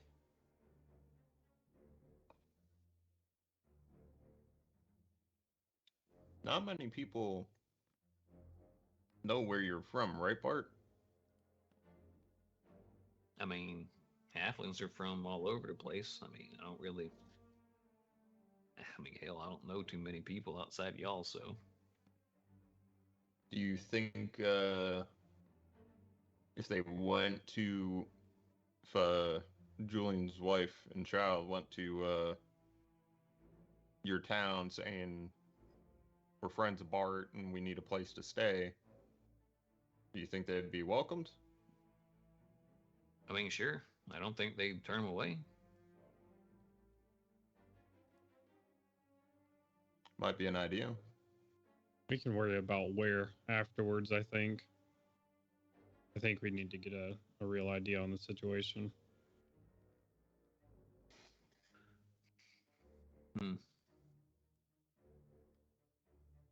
Well,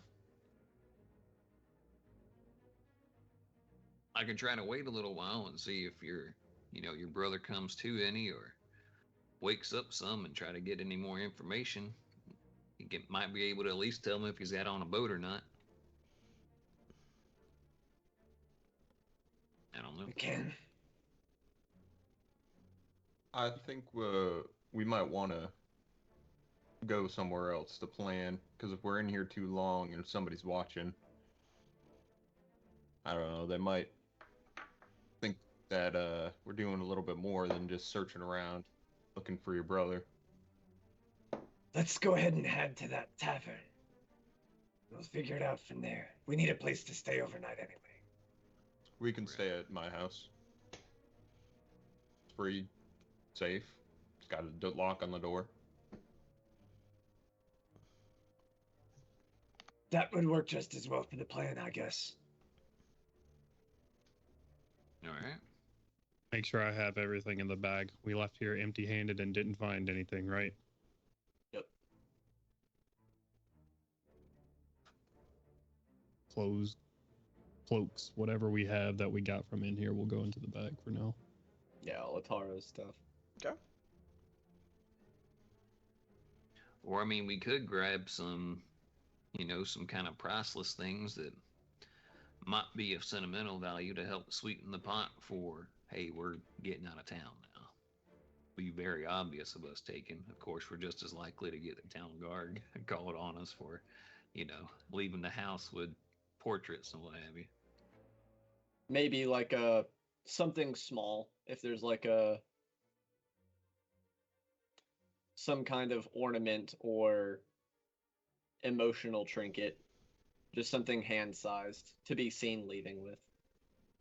Or if there might have been some sort of like special book of importance to your brother, and Bart will definitely look downward. Yeah, if there's anything like that. If not, then away we go. I mean, there are the portraits. I mean, there's jewelry both of Hand-sized. of Nothing like bigger than things that hand-sized. he wore. Abby definitely had jewelry abound that she was not capable of taking with her. Something that was very like not. I don't want it to be jewelry because it's something specifically for sentimental value Mhm. and small enough that only someone actively watching to see what we left with would notice. I mean, how big's that? DM, how big's that portrait? There are multiple portraits. I'd say that if just for a purely sentimental value, I'd say it's very reasonable that there's probably a smaller portrait from when you and him were kids that is a less skilled piece, but it is an older picture, is an old family portrait from when you were kids with your parents that he's held on to. Yeah, Sure, if you we'll have something leave with that's that. little, that's bigger, they'll know you got this and this is you, like a kind of a sign of showing that, hey, I went here and got this, and that's what I'm leaving with now. Right. Julian just doesn't want it to be something big enough that someone not specifically watching for us would notice. And you walk out with your hand. If someone's sitting there watching, they're like, oh, he's got something in his hand. But Kelly walking down the street isn't going to be like, hey, that man is carrying something. Could grab. Who cares about Kelly? The guards. The guards may care about Kelly. What about her? What about her blue book? Speaking of books, we can grab that real boring book. I mean, yeah, could be a family tome that nobody knows about. Yeah. Anyway, I feel like we're getting distracted. You get the idea, and then we'll head off. Yeah. Right. Yeah. I want to spend 30 minutes of us figuring out what item to take. Yeah, sure. You're able to, like I said, a smaller portrait that probably was an old family home, and if anybody saw you with it, would make sense as a heirloom of some kind. I could just take a random book. Easy enough to Julian, do. Do you have a key? I don't. Dungeon Master, could I roll Reverse lock picking check? Yeah, so I can lock it back? Yeah, I don't see why not. A locking check. A locking check? I don't see why you couldn't relock a door. Okay. It's a nicer lock though, so might be a little harder to re-trip it. Alright, so I have Julian's gonna have to lock the door and then use another misty step to get back outside. 11. Yikes. Oh, rolled a Well, 5, but I get plus 11, so 16. 16. So I'll say that it's a nicer lock. And you feel like maybe with how you're doing right now, you wouldn't have been able to get it unlocked. But you do have to sit there and fiddle with it for about a minute, sitting outside of the door.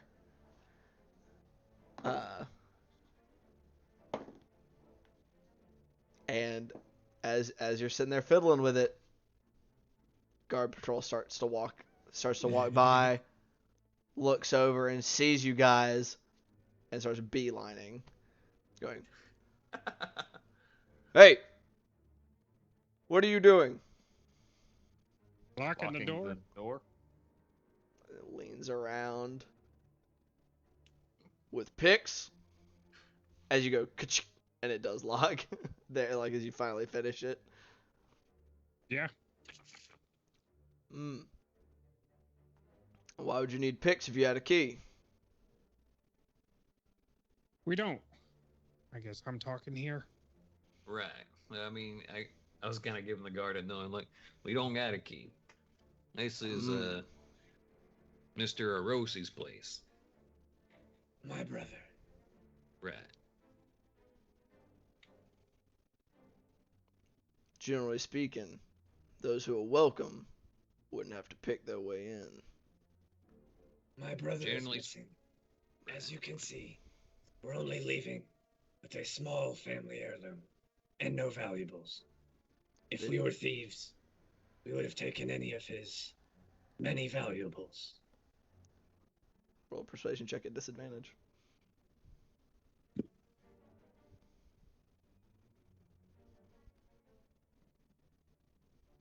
Thank God for high charisma. 12.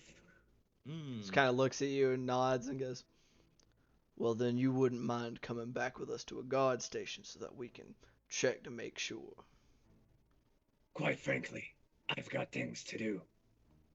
That's unfortunate. Is it? He just nods. Damn. And Julian's just gonna start walking. One of them tries to grab you. Come on now, Julian. We can go answer some questions. There's no big deal. I don't have time for this. We have no No, other this plans this for the this afternoon. actually works really, really great for us. It will be quite a spectacle for us to go right down to this guardhouse. And It's a 16 to grapple you, basically. He will allow himself to be grappled. He just kind of grabs you by a bicep. Trying to If run you away waste from my us would be a time- very bad idea. For you. If you take too much of my time, I'll become your problem. Very quickly. I think and you'll I'll put a find hand on. making yourself my problem is making yourself the town of Seaton's problem. And the crown. I'll put my hand on Julian's my shoulder concern. and say, it is your concern, because we're not fighting any guardsmen. If he comes between me and my family, I will bury him. Listen, we all Then have a you and I lot are of gonna have a emotions problem. that are running real high right now. Let's just walk and talk, and we can all cool Oh yeah, down. Julian and- is like starting to like hyperventilate, and his fight or flight reflex is starting to get triggered a little bit. It's all fine. This is not. It's just gonna work itself out. We're just a little high strung right now. Y'all have found, like, as y'all have talked, and as Julian has said the things that he has been saying, and has gotten more confrontational, a little bit of a crowd has started to form, and another pair of guards who've been walking this way come walking up as well, and kind of side-eyeing the other two.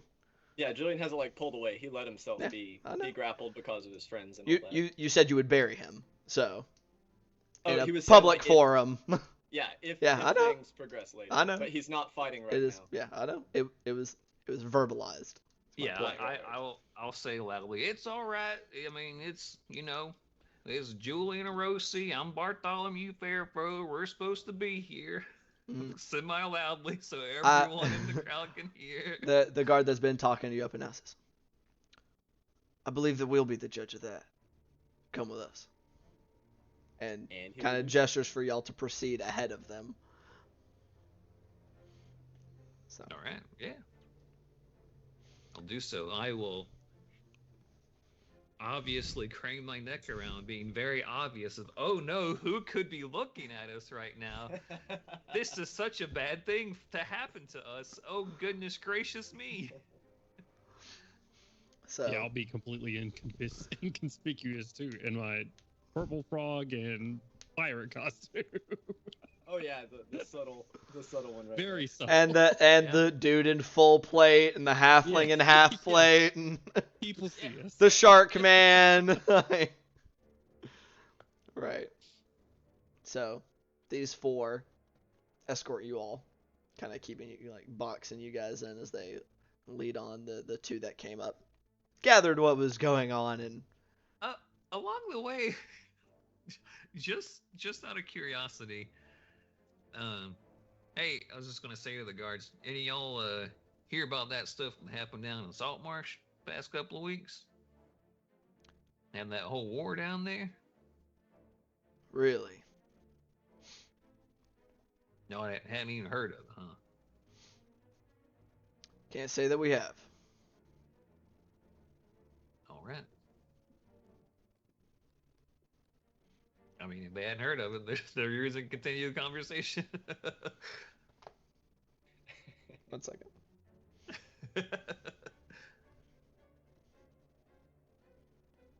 You have a passive insight of 18? Yep. Seems like he's not being honest. Oh, okay. This guy's just full of, he's just like, Mhm. is he doing it in a way of just like, as kind of like a just shut the fuck up and keep walking type kind of thing? Or does he just seem to be like, don't have like any idea? It seems what he is saying is by rote. Oh. I mean, really? Y'all didn't hear nothing about an entire war party of different races of the ocean attacking a coastal city under the protection of the crown? People say a lot of things, but I they mean, tend to people fought and exaggerate. died for it. It's your neighboring city. How could you not hear about it? I mean, heck, We asked for your help. yeah, we sent missives back and forth constantly trying to get aid. No one's heard nothing. If possible, Julian will make eye contact with Bart. Not a I'm about to do something eye contact, but no, this fucking track. Eye contact. These motherfuckers. This is I told you so eye contact. And it's just, such things would have gone to the Duke, as this is his, what's the word I'm looking for? Territory is what I'm gonna say, but it's not the word I mean to use, but Holding? holdings, yeah. This is the Duke's holdings, and he would be responsible for such things. Well, I mean, I never met the Duke. I don't really know much about him. He's got to be pretty powerful to stop just all word of mouth of the whole war coming out in his territory, right? Isn't Seaton part of his territory too? Seaton is where he is located. Oh, I'm sorry. I meant Saltmarsh. Sorry. Sorry. I knew what you meant, King. Yeah, yes. Whoops. This coastal section of Keeland is under his protection, yes. He receives many missives every day, I'm sure. Now shut up. Oh, That eye contact that Julian gives when the guy says shut up is a we heating up again. We heating up again. Bart, give me an insight check real quick, because you're the one that like having this Sure. conversation with him. That is a 24. So, as you've had this conversation, has gone back and forth. Seems like this denial of his is not like necessarily from the heart. Right. Gotcha. But also, I mean, the more as you kind of are talking like and pushing it, he seems to be growing more mistrustful of you. Okay.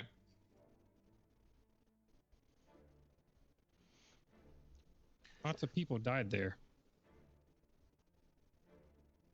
Just turns, looks, and he said, "I said, shut up. Walk." I am walking. A lot of people. He wasn't the one being rude to you, I was. And he wants us all to walk to wherever he's taking us. He just kind of looks at over at Jakob and just kind of tilts his head in his direction. Jakob likes people in authority more than I do. And I don't like people who threaten those people. Now, I would suggest that we walk. We are For these walking. gentlemen. No one's saying that we're not Hilarious. walking. But you're sitting here lying to people? Saying there's a war going on? We asked for your help day after day. This is sounding less in our favor by the moment. I don't have a problem with walking and answering whatever questions. We're trying to do good here. I'm sure they got a job to do. Sometimes it's not pretty. It's kind of utter. Maybe not always honest either. At this point, all 4 guards are just stone-faced.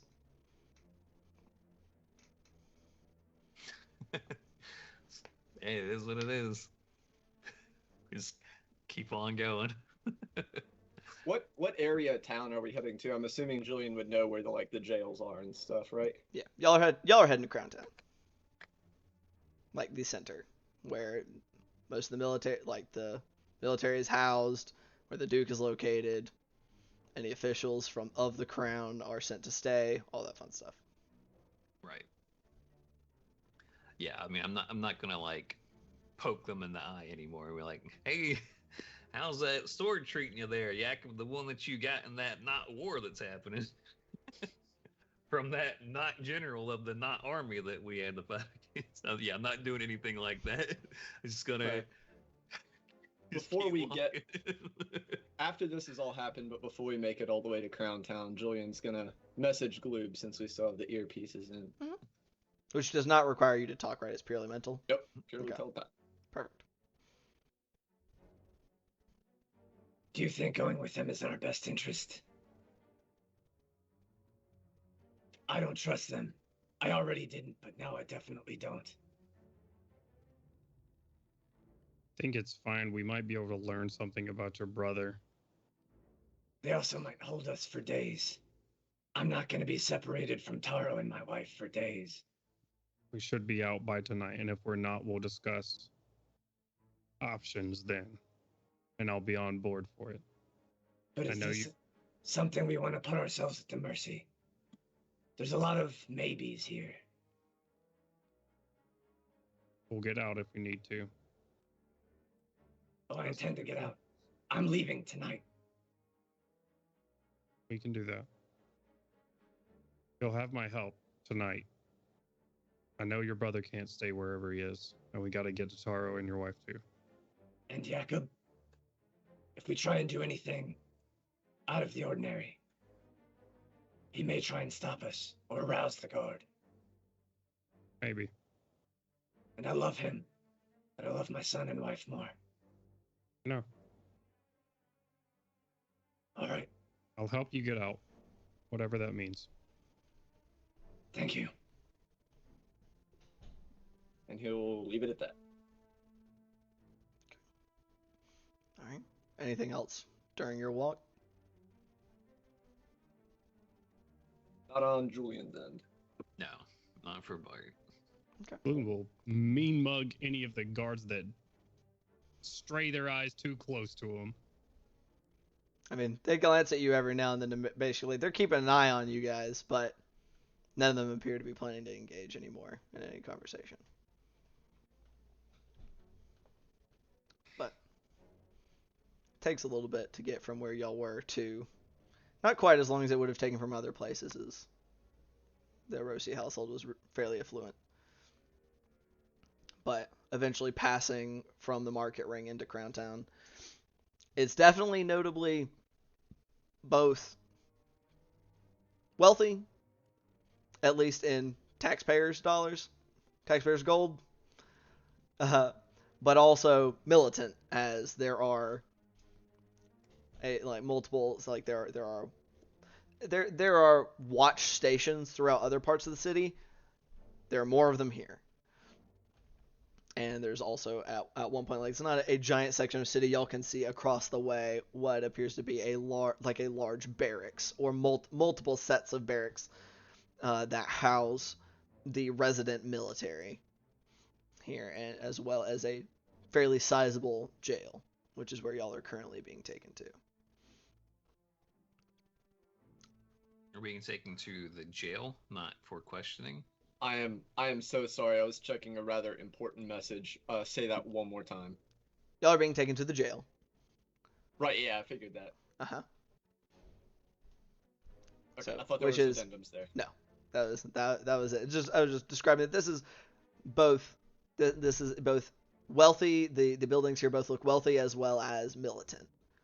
Was the description. It's all kind of smushed together with the size of Seaton and the rate at which it grew. It did not allow for those two things to be separate.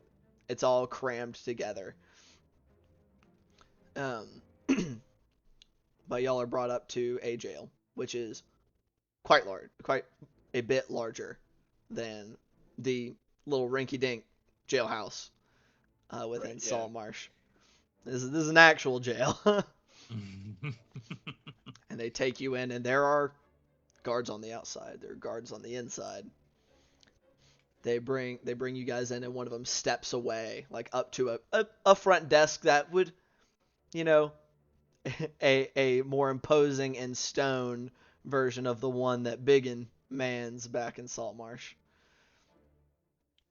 It seems to like check you guys in, why he brought you in. You guys, he's not quite close enough for you to hear everything that he says, but seems to basically give the rundown of why they brought you guys in.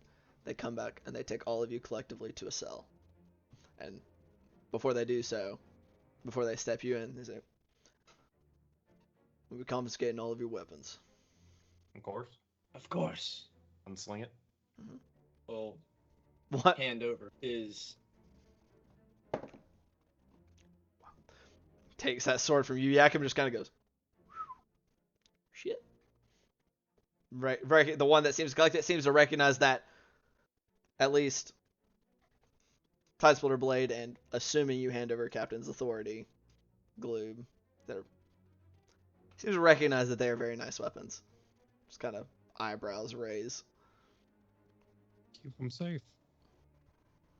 Yeah, I will hand over my dagger and other daggers.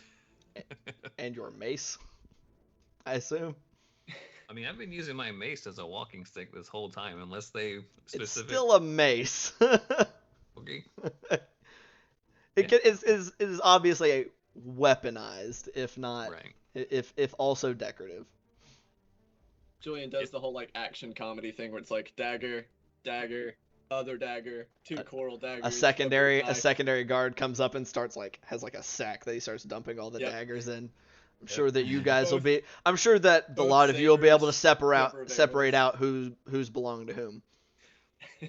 Yeah, after the like stack of weapons, we're like, That's it. So, Same for me. is anybody trying to hold anything back? not weapon wise. That's what I'm asking. If is anybody trying to conceal anything? As long as they aren't taking my rings, no. They're just taking weapons. I'll just ask them to be careful with the mace. The handle's a heirloom. It is. It will be placed in a evidence locker. Evidence locker. We being charged for something? Just convenient spot to keep it. Okay. Just all right. Locked, barred, all that fun stuff. For the record, 5 daggers, 2 scimitars, and a quiver. Probably multiple quivers of 72 arrows. Raises an eyebrow at a ton of arrows and no bow to fire them with. But I mean, you don't have a bow, so you just kind of like shrugs. Like, figure they're not probably familiar with the arcane. What all do we have in the bag of holding? I mean, obviously we're not getting any of that out, but I mean, like to give them. But just out of curiosity. Guy just kind of nods at the bag of holding, and he can't tell it's magical. Any other daggers hiding in there? As the last of the daggers all go tumbling into his sack, the sack that they brought to hold all your daggers. Just kind of give No. him a flat stare and say, Do we look like we're trying to conceal daggers? Never There's be no too more careful. daggers in there. Is that a lie or is that true? There are no daggers in there. Okay, that's To you, Ian, the dungeon master, there Yep. are. I worded it. I worded it on purpose. A bag of holding isn't enormous. It doesn't look externally like it can hold very large things. So Right. I said what I said. I will also hand him 5 daggers, a hand axe, Sweet Jesus a net, Christ. and a quiver full of javelin. Yeah, they have, oh, yeah, like, Julian also had a net. I forgot about they have to that. like bring a secondary sack to keep. It's kind of like one looks kind of impressed and then remembers that he's supposed to be like stern with you guys and just bites his face back. Oh, wait, 1 second. Forgot the Oni glaive blade. Jesus Christ. Do you want Big raised eyebrows are just climbing. They Oh, and they should not be able to go any higher than they I are. did forget one. And he's gonna take out the ceremonial dagger that he took and place that down. Christ. Did you I want me think- to take the plate off too? I think that's everything. 1 second. Welcome to leave your arm on for now. You should I'm just manifest your fucking. Oh, here you go. Oh, I dropped it. It just disappears. God damn No, it. I was just scrolling through my. I was scrolling through my inventory and like, oh fuck, there's another thing. Oh, I yeah, mean, you don't have to. As long as nobody's trying to hide anything, I would assume any weapon is no longer actively in your inventory. We don't have to read off every single thing. Yeah, I just didn't want later to be like, oh well, I've got this thing. No, that everything is. I there. would have said, well, Verbalized- you said you handed everything over. So. Okay, yeah, I verbalized everything Yeah, is over. yeah. So. If nobody's hand him trying to do what? Manifest dagger. Manifest dagger. Yeah, I was gonna Manifest say, dagger. what if Manifest Julian just started to go, what about this dagger, or this dagger, or this dagger, just like summoning up dagger? God damn it. Anywho, after they have stripped you guys of all of your weapons, and as an afterthought, dude just stops and goes, points at Gloob, lockpicks. We saw you using them.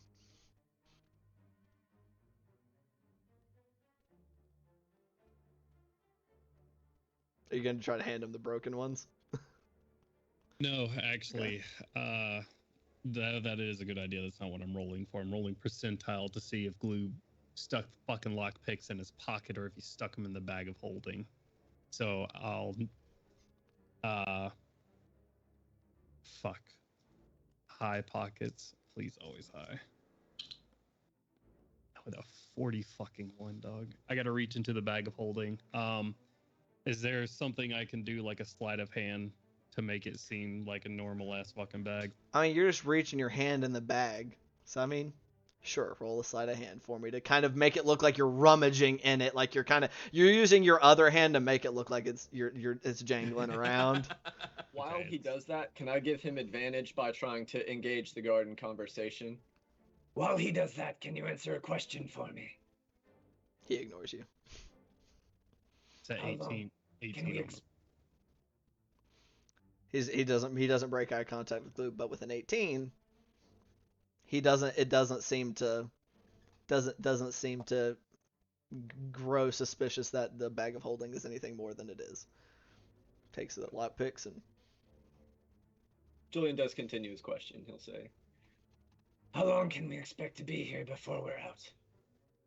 Who do until we talk to? What's the process now? the guard captain sees you. And he turns around and walks away. As they Well, you just- shut the door. will you describe the cell to me, please? It is a jail cell.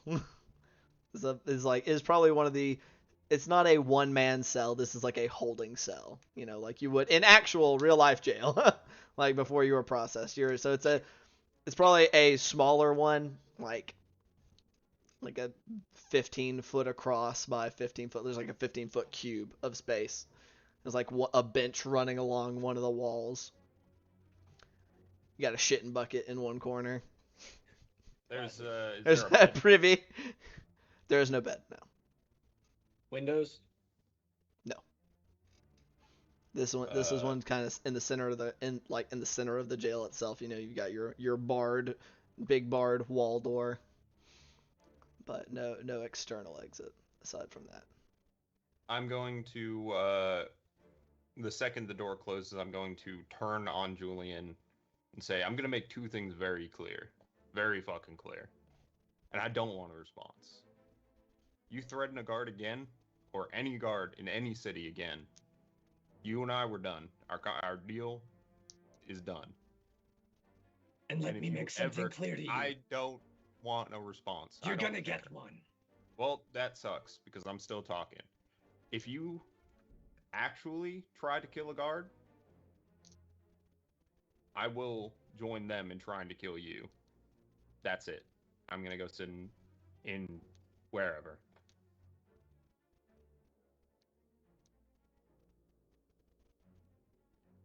Julian actually looks like his feelings are hurt a little bit.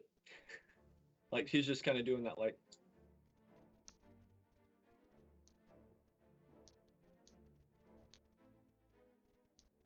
Glassy eyed, not sure whether it's from anger or from what Jakob said.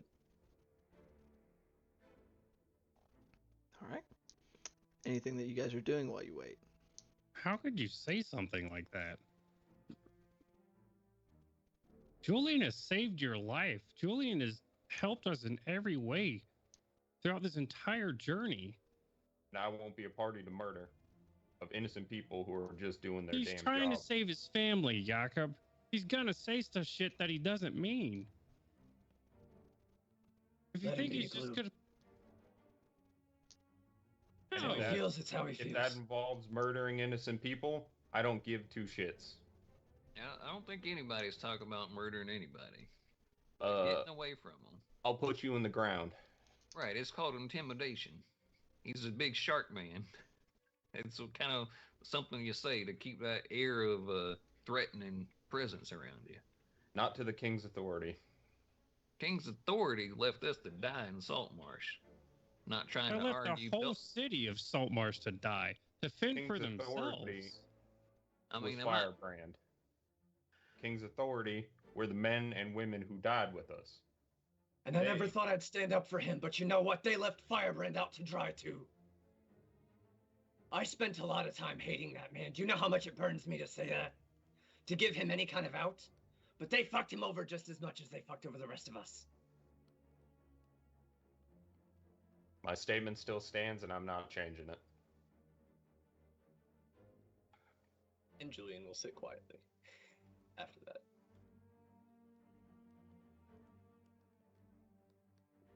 all right. Well, that was some terrible things for some friends to say to each other. But we can talk a little bit later. Just kind of plop on down. What time Is is there- it, by the way? Oh, yeah. Sorry to interrupt. Do what? What, about what Um, time does it give or take? Overall time. Let's see here. Y'all got up around between 8 and 9, had your breakfast, went to Abari's house, did your stuff, search around in there, being very thorough. So that probably took you a good bit of time, and then you had you guys sitting around planning session. So I'd say it is probably closing in on probably like 11 o'clock, maybe closer to 12. Oh, like then noon. you got- I was like, holy shit. Yeah, then you also had your walk here. So I'd say, yeah, right around noon, maybe a little after. Not quite 1 o'clock. Probably like Okay. 12:20, 12:30. I don't know why, but when you said at 11 o'clock. Yeah, I it's thought you 11 meant night, and I was like, p.m.. Jesus Y'all Christ. sat there for you said comb every inch of that house. We checked inside of Everything. single sock and Every single drawer. pocket. You split open the shoelaces on every pair of potted plant, boots. We checked under every leaf. We got like the boots and we're like peeling the soles away to check between the sole and the. You said you wanted to be thorough. Yes. DM, when we were being Yes, sir. carried in here, where did those keys go to lock us in? They went with the guy who locked them. Right, but where did the people who brought us in here, did they just have the keys on their hips? Did they have them in their hands? Did they retrieve them from Hey. somewhere? Yeah, he seemed to be carrying a ring of keys and then locked it and then still had it in his hand when he walked away and out of sight. So I imagine if this will become relevant, it won't be till next session. But could we get a layout of the jail? Sure, I can make sure you have one. It's But, 10:36. I figure we're Yeah. not going to be getting into too much. Unless you are trying to exfiltrate right this moment, probably not. No. I figure I'd rather, if anything like that'll happen, it would be a good session starter, not a hey, we There's- got 10 minutes to go. Let's There's go. gonna have to be some sort of like asshole oblivion NPC that's talking about like, flaying his brother's skin off or something like that in the Oh my opposite cell to get him to be like, we're breaking the fuck out right now. You hear that? You're going to die in here. Die. That does bring a good question. Like, are there any other like prisoners in other cells or whatever? Or are we the only ones? You're in kind of like the holding area, so I'd say there's multiple holding cells. Right this moment there aren't a ton. It sounds like maybe there's a couple, like a handful of people down farther from you, but not very many.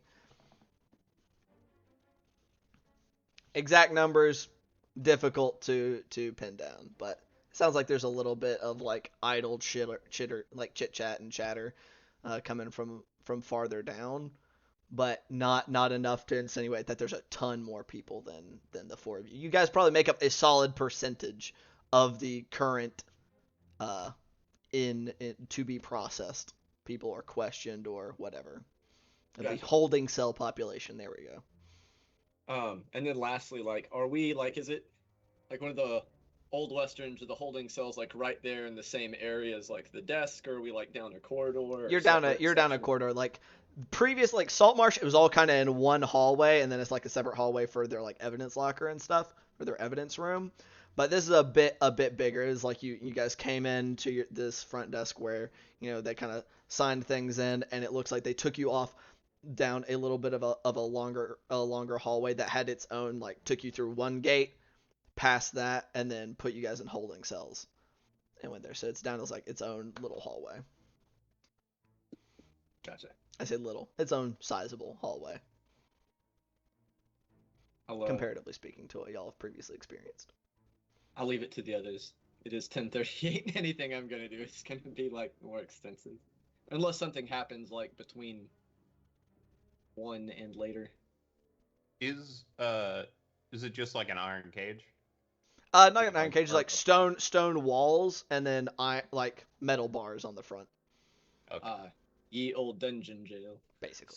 So even if we do have to make an escape, we're only going to be held in here until next long rest anyway, and I can just make a fucking hole in that bitch when we wake up the next morning. So, for the record, I think I searched things on Google related to D&D too much, because I just typed in dungeon looking for a picture, and it autofilled to Dungeoneers Pack 5e. Great success. Okay. Is there anything anybody else is doing until y'all are questioned in whatever way that may be? Anger push-ups. In full plate? Sure.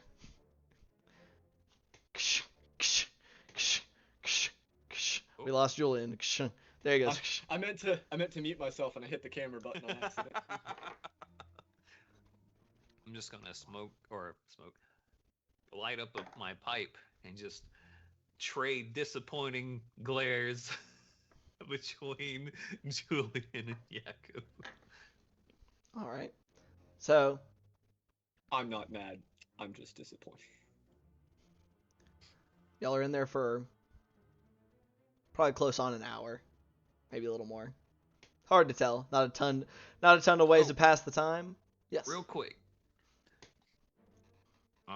Before that hour passes, all right.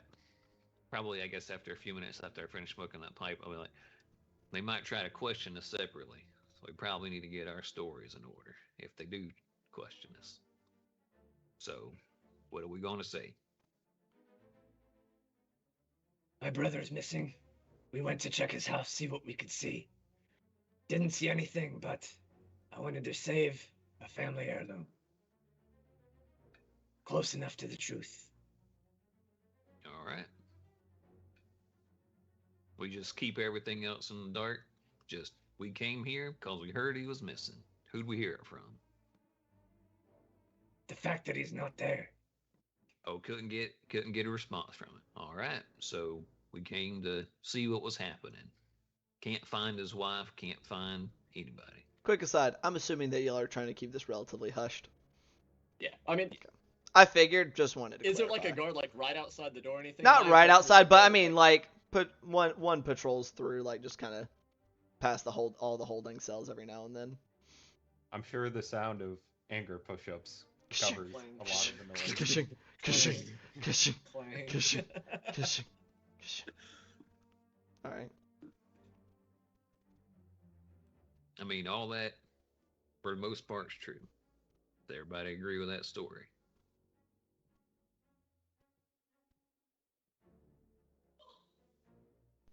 Is everybody okay with saying that to the guards? Giving an eye to Jakob. Sure. Okay. That's why we're discussing it now, to make sure everyone's okay with it.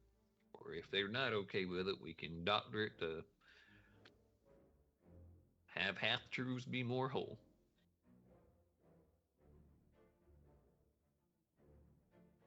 I'd rather not be associated with pirates. Yeah, me too. Whether they're in jail or out. But here we are. So yeah, he's just missing. We're looking for him. That's all that matters. Everything else is irrelevant. If they ask about what happened in Saltmarsh, which, judging from the response the guards are giving us, we can just tell them the truth. Don't need to mention anything about pirates, as far as I'm concerned. Unless they ask us about that house down there that's, that haunted house or whatever. We can definitely let them know what happened to those pirates. Or smugglers or whatever. Pirate smugglers. They were both, right? Yeah, I think they were both. Anyway, so we got that taken care of. I guess we just keep waiting, and hopefully it don't take too long. Julian doesn't seem to be talking much other than that one little input. Okay. He's still kind of like hunched over to himself in the corner. All right. So, like I said, hour and a half maybe. Aside from that brief planning session, it's mostly just awkward silence broken by a man doing push-ups in full plate armor, which is, if you're doing them for the full hour, yeah, come on, you need to make a con save. Or be exhausted. You wanted a con save instead of Sure. athletic? Yeah, this would be a con. You're doing continuous exercise in full plate armor for an hour. Okay, then that is. I had rolled it, Mhm. assuming athletics, but I rolled a 9, so it's going to be 16. Okay. You do not take a point of exhaustion. You're buff as shit and durable. I rolled a 2. It's only a 35. Is that enough to pass? But anywho, like I said, about an hour and a half later, kind of hard to tell. Guard comes walking up to y'all's cell. My goodness, I almost said crate, and I was like, that's not right. You're crate. We walk outside Go. of the cell. We Go. see that it's a giant cat crate. Today I learned Julian is a Cocker Spaniel. But guard Whatever comes you do, up. Don't go to sleep in this thing. You'll wake up in a completely different city.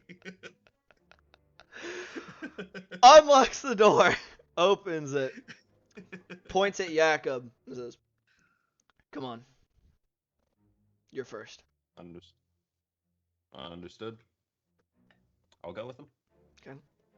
Obviously, working the shoulders. Jesus Christ. Man's about to be sore tomorrow. Shuts the door, locks it after him, leaves with Jakob. Is that like a passive intimidation check? You just walk up and there's a guy who's been doing push-ups in full plate for an hour. What's your charisma, Jakob? It's like a +1. 12? Yeah, I suppose. I don't think a passive intimidation. Are you proficient in intimidation? That's funny. Okay, I'll take that. The passive intimidation of 11. Plus strength. Plus, like the haunted background makes him look like a hollowed man with nothing left to live for. You don't know what type of person that man's capable, or what type of thing that man's capable of. Alas, Jakob is being cooperative, so he takes him and leaves, taking you through that gate that you came to, past that original kind of reception area, down a smaller hallway, up a small flight of stairs, down another small hallway, and lets you into a room. Appears to be not an office, but a small stone room, couple of lanterns or lamps for light, plain wooden table, and sat behind it is a middle-aged half-orc.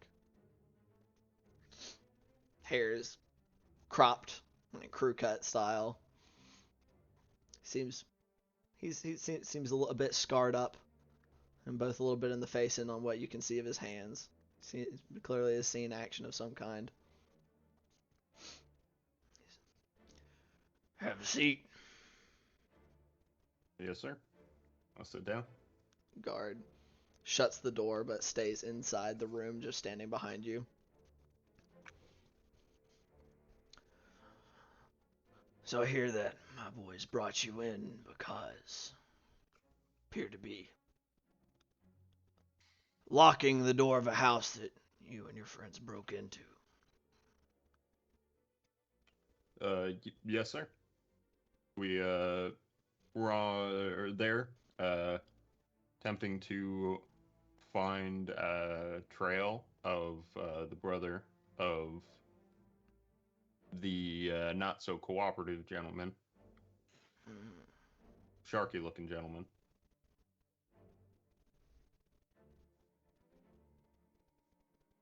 Okay. We had heard that he had gone missing in the past couple of weeks, and wanted to look for him. And why not report this to the watch, to the guards? That's what we're here for. I would assume that you all had already caught wind of this. Seems that he's a pretty affluent, influential merchant in the city. Just kind of looks down at, like, he has like some papers and stuff in front of him. We've had no reports of the disappearance of Abari Rossi. Interesting, don't you think? Interesting that there's no reports. And that he's been gone Or- for weeks, yes. Why is that, I you mean- think? I mean, could be that he had some type of bad dealing with somebody and they got upset and made some, held a grudge, or could have been something that we did. If you heard about what's happened or what happened down in Saltmarsh, we've been up to, or we were part of that whole kerfuffle, and doing all that, made some enemies of so a death cult and some smugglers that the town had asked us to remove. Interesting. My boys did say that Saltmarsh and its problems were brought up. How about we pivot to that for a moment?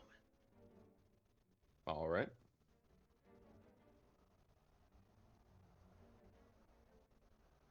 Now, you participated in this, you said.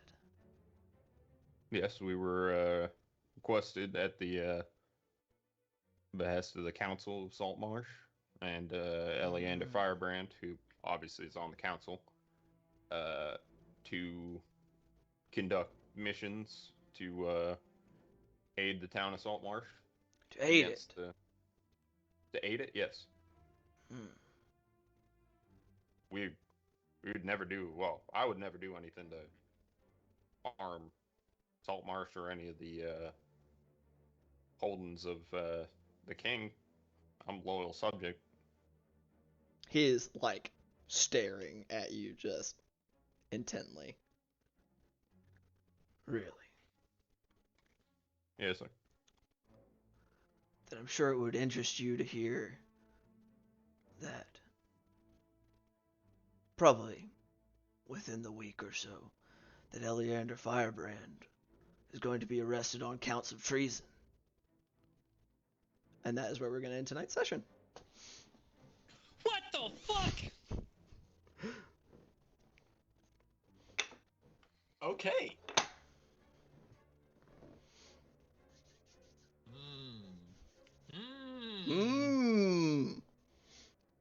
So, I'm just imagining. I'm just imagining how Julian started this campaign. Fuck you, Firebrand. I won't do anything you tell me. And then at the end of the campaign is Julian like in like fucking magical full plate and an army behind him storming fucking sea. He's like, for Firebrand! Right. Like it'll like smash cut to like some like back-to-back guns drawn of like Firebrand and Julian's.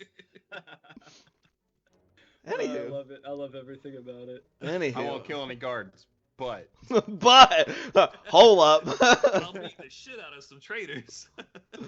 These aren't guards. Guards think for themselves. Oh shit. Anywho, god damn. Thank you guys so much for joining me tonight. I had a lot of fun. We did some things. Some things happened. Thank you guys so much over in the chat for joining us if y'all stuck around the whole time, or if you just stuck around for a while and you just see me say this layer. Appreciate it if you came by at all. Helps every little bit. I know we got a raid earlier. I thank y'all so much. And I saw we got some extra follows of that. Y'all are the homies. We appreciate it. And as has been put in here before we dip on out, we are still doing, we have restarted and are doing some more of our charity drive for Extra Life, which is a charitable organization that benefits children's hospitals across continental North America, meaning the United States and Canada. Additionally, is specifically going to be benefiting Children's Hospital of Atlanta. They're building a new hospital, so you know that can do all kinds of good things. Good for the kids. Nice big new facility. In addition, if you do donate, you can enter yourself to win some cool prizes that we're going to be giving out. At this moment, we're going to be doing a digital copy of Tasha's College and Everything, a SteelSeries gaming mouse, and a SteelSeries gaming keyboard, with hopefully some more odds and ends, bits and bobs to come, D&D themed or not. We shall see. So go ahead and click on the link and do some nice good things. That's very kind of you. Once more, we will not be back next Monday, as myself and Jakob are going to be elsewhere attending a friend's wedding. But we will still be here this Saturday and the following Saturday, or well, this Saturday for Across Eberron, DM'd by our Johnsy. I don't have my stream thing pulled up, so I can't tell which one I'm supposed to point. It's one of the diagonals, so it's one of these two. It's one of those two gentlemen. You figure it out. He'll DM Across Eberron, and the following week we're going to be taking a break from Across Eberron to do a one-shot, because our lovely Kaushik, or her also known as Brittany, or just Brittany, is going to be doing some birthday things that weekend. And she also, because it's her birthday coming up, you should check out her shop on Etsy, where she is doing stickers and stuff that are all D&D themed. And they're really fucking cool, actually. She recently did a Kickstarter that did some enamel pins, as well as some stickers that were all really fucking awesome. So y'all should check out that link and support her so that she can do more of those things, because they're fucking cool. There's a Valentine's sticker. Go get it. It looks awesome. There you go. See, perfect. Oh God, perfect gift for anybody that you know who's into D&D around Valentine's time. So do that. And if you like donuts and D&D, she's also got the donut sticker. There you go. That being said, we are going to go ahead and raid Dork Tales. Some who do some TTRPG things over there. You should say hello to them, give them love and support, because everybody who does online I say everybody, most people who do online things with TTR on the online TTRPG community deserve some support until proven otherwise. So we're going to be positive forces in the world for that. So go say hi and give them some love, and we'll see y'all later.